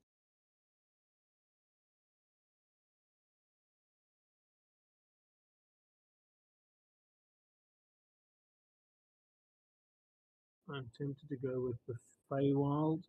There's also the Pray for Divine Guidance where Freya lives. Be kind of okay. So Svenja will take some of the blue paint, that pick it up in the little spill bowl, and go and write in celestial runes on the rock Feywild and see what happens. It is going as you write it, it is going to erupt into flames and burn away.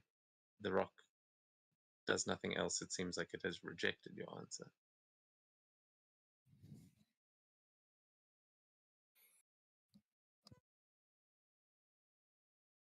And say, what am I? Did or who everyone am I? else actually see the puzzle? Because you said you would read it out. I don't know if you actually did. No, it's written in the.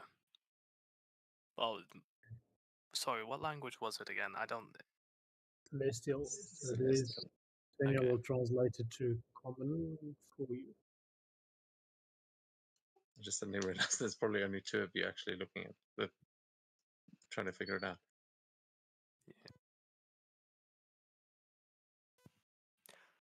Yeah, Yorman We just can't goes. hear you, Jerry.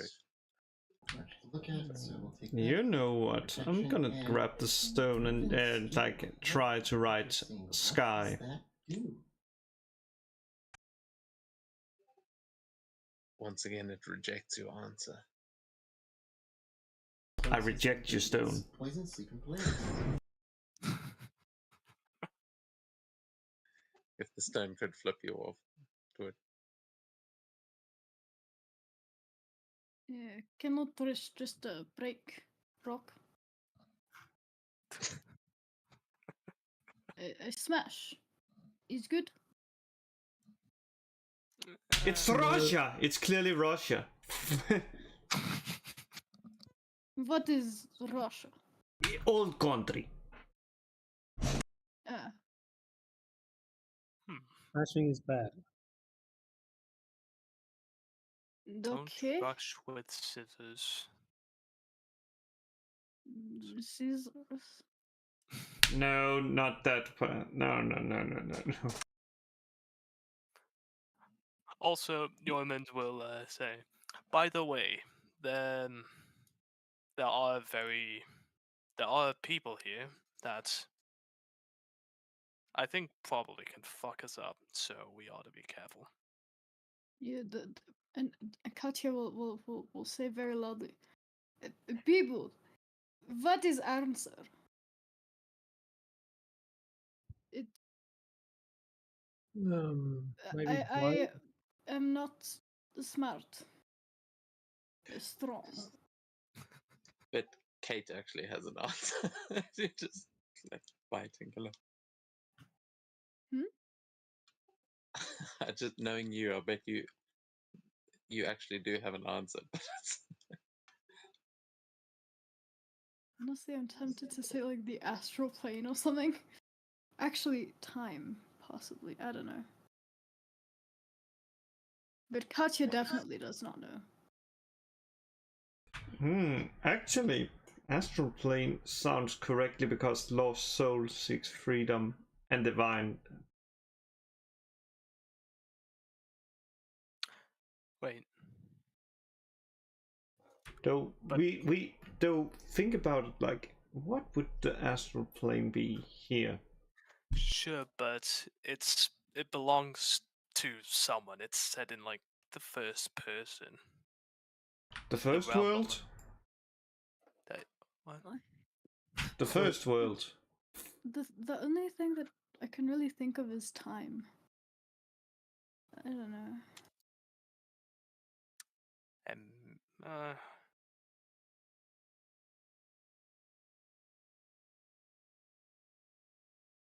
A forest? life. So you would write life on the stone to see what it is. Might as are well you write writing life? Yep.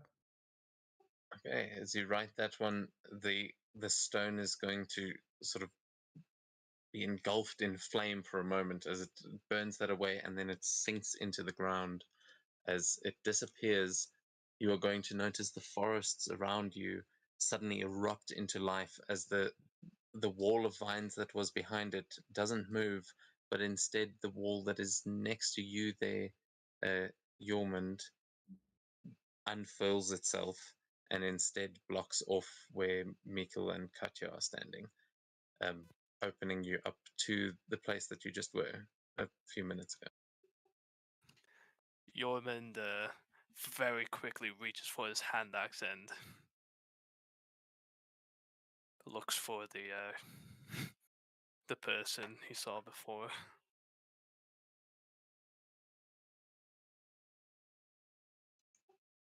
Yeah, you can give me a perception check as you look around, but you don't immediately see them. Sven, I'll just remind that Ursa said it is a test of our wits next. Fuck the Vols move. Does be creepy. As if Shepard is allowed to roll as well. Yeah. Yormid, you are looking around, you don't see anything, and then Shepard once again just starts growling at the bushes next to you. I will trust him, and I'm just going to throw my hand axe to where he's growling at. Okay, give me an attack roll. Disadvantage, yeah? Yeah. Cool. Hmm. You send that hand axe hurtling into the trees, and you wait to hear if there's a thud, and then seconds later, the hand axe comes flying back out of the trees at you and lodges in the tree right next to you. It doesn't hit you, but just embeds that tree. Yormin just sort of thinks, huh. I hope that was intentional. And just pries it loose and holsters it again. Well, I think if something caught your axe and threw it back at you and missed you, it was intentional. People who can catch axes throwing into the air are not going to miss if they throw at something. That's kind of Svenja's view around what she's seen I in mean, Bradavik when we have the axe performers. Look around. I'm not. I wouldn't trust not hearing it hit anything. Okay. Illusion's mask sound too. You guys notice under your feet these vines start to move in just towards your ankles as they start growing little thorns, and they are slowly just moving into the space where you're all standing, as it seems like they're going for your feet. But as you start moving there, Svenja, they don't chase after you. They just seem to slowly be creeping into that space. Yeah, Right. come, let's go this way, and goes. So this at the top here is still blocked off. So it's basically saying go down this path. Yeah, so as you round the corner there, you'll see you'll see another stone that has appeared down on the bottom, and you'll see an open path that leads up towards another vine wall. Can you hear me now? Yes. Oh. Yep. Well, let's go see what is written on the next stone. Okay. This one should be a little bit easier. You overestimate us. So, yeah, that's true. This one says, "Born of giants and raised by the gods, I bring storms and fury in my wake. My hammer strikes with thunderous might, carving valleys and mountains in its wake. Who am I?" 4. Maybe you didn't overestimate us. DM has I mean, decided this part it's almost like I had multiple levels of difficulty here in case. We've just gone from normal to story mode. Personally, I like the hard ones, but Normal Katya's dumb. Yeah. Okay, so are you are you writing Thor? Well, that's the answer. From what I understood, Okay, with that, F giant. well, are you actually painting that onto the thing there? Oh yeah, I'll Yep. paint it. Okay, with that, you will see the runes ignite into this bluish light as the stone once again sinks under the ground. This time a little bit less violently, as you see the thorn wall up at the top right here. That path opens up. Come, Shepard, what do you see, boy? Come. Shepard's just eyeing something in there, or trying to eye something in the brush. His Well, vision's not as good as it was. what's the answer to the first one? I missed it. Life, Life. apparently. Life. Okay. So Sonia will see what she can see. It's another stone. Up. I don't care about anything else. There's a stone. Wait, why did it not roll out of the wand? Damn it.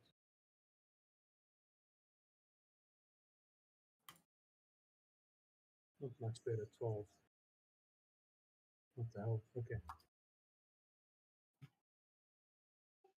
Not so Yeah, far. you can all make perception checks if you want, but if there is anything out there, it should reveal it based on your checks. As you approach the next stone, you will see written. This one says, "I weave my webs with artful guise, deceiving even the wisest eyes. Boundless illusions, my craft profound. What's real or not, I astound. What am I?"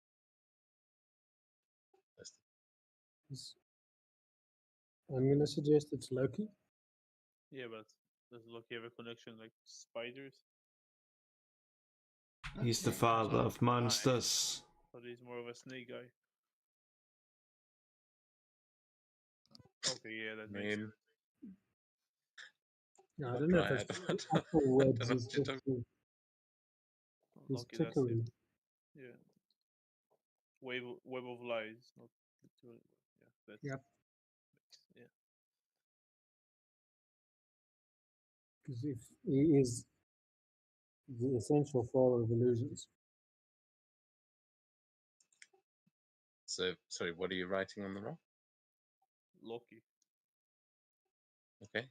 With that, another flash of blue energy as the forest unfurls to the left of you. But you will notice it close up again behind you there, Yormund. Oh, so we should probably stick together. So the path opened up to the left, like where Carmilla is going. Yeah.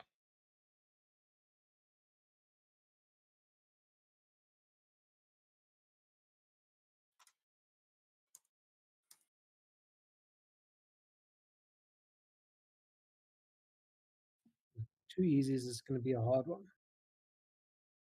Not, who knows? I think we can handle a hard one. I mean, Jim's about to reach the for his room. I'm not sure. That first one was a bit of a woozy. What'll it be? I'll let you decide. This is the last one. Come on, let's do the hard one. Yeah, give us the hard one. The answer is Unga Bunga. The ninth. He was so good for that one.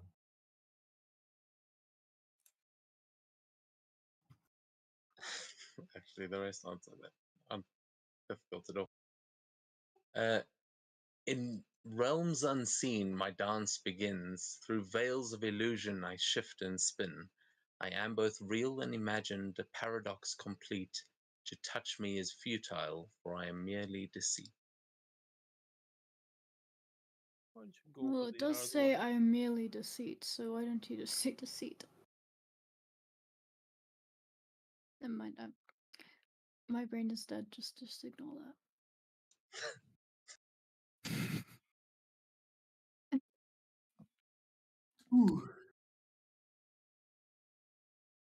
That's also the fun of playing a stupid characters. You can literally give any answer, and it could be in character if you get it wrong. Yeah, she'll say that.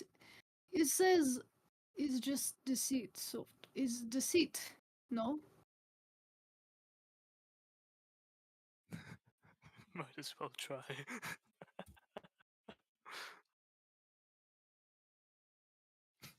You're writing deceit. I try. You scroll deceit, terrible runes. and it erupts into fire. And Really? actually, you speak giant. You can write. Oh no, these are celestial runes. Never mind. So yeah, it does reject that answer though. I thought you said it burst into flames and. It did. It burnt that one away. That's a reject. Oh. Okay. In Realms Unseen, my dance begins. It starts when nobody's looking.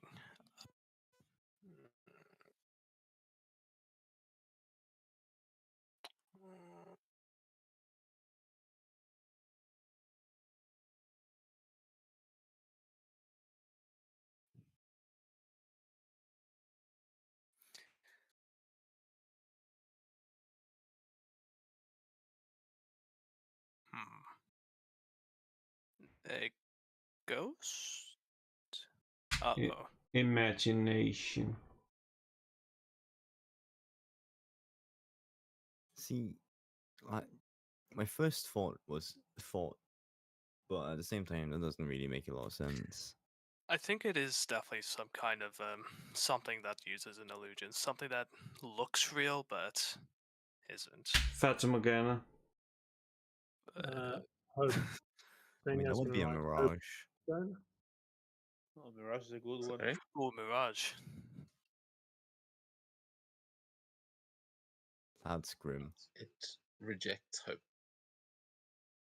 I'll try Mirage. I like it. It sounds good. I'll run Mirage in Celestial. The exact same roll again. Nothing but consistency here, guys. Yeah. Okay. And As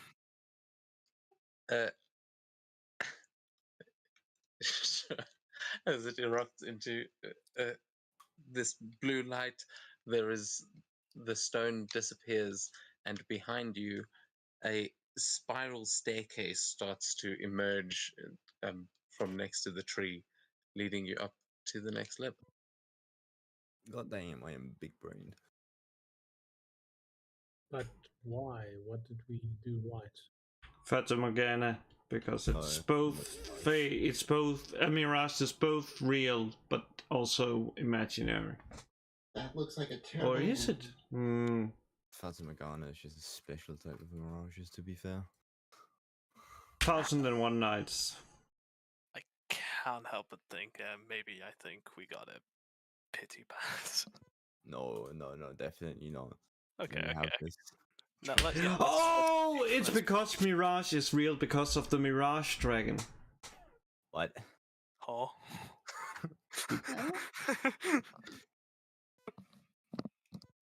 So you guys arrive at the next floor. As you ascend to the third level, you find yourselves in the Enchanted Forge, a magnificent chamber filled with mystical machinery and powerful artifacts. And this level will present you with the Trial of Creation, where you must harness the powers of the forge to craft magical items and overcome some challenges. As you can see, a blacksmith standing over there, hard at work. Though next door, there is another option. There are two trials on this floor, and as we are getting to the end of the session, I'm just going to describe these here as we leave it here.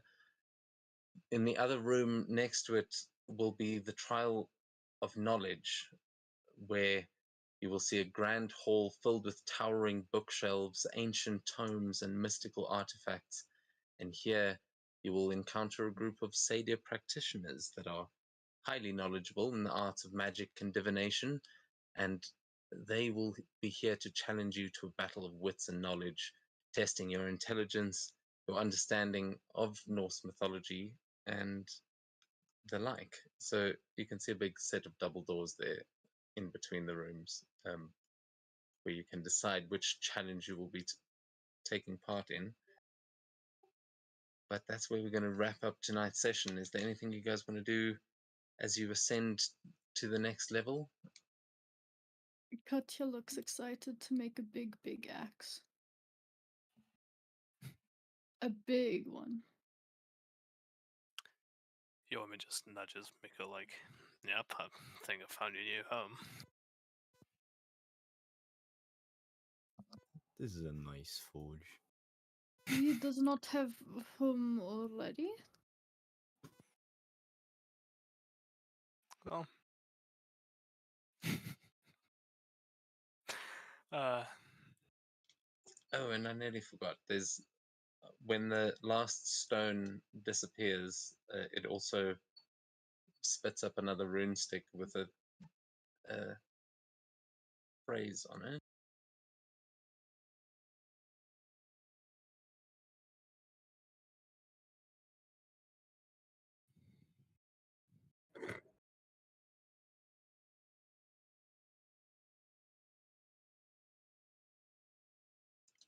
That, like a flame that dances upon the hearth, your spirit yearns for purpose and ignites the path before you, is what that last rune stick says.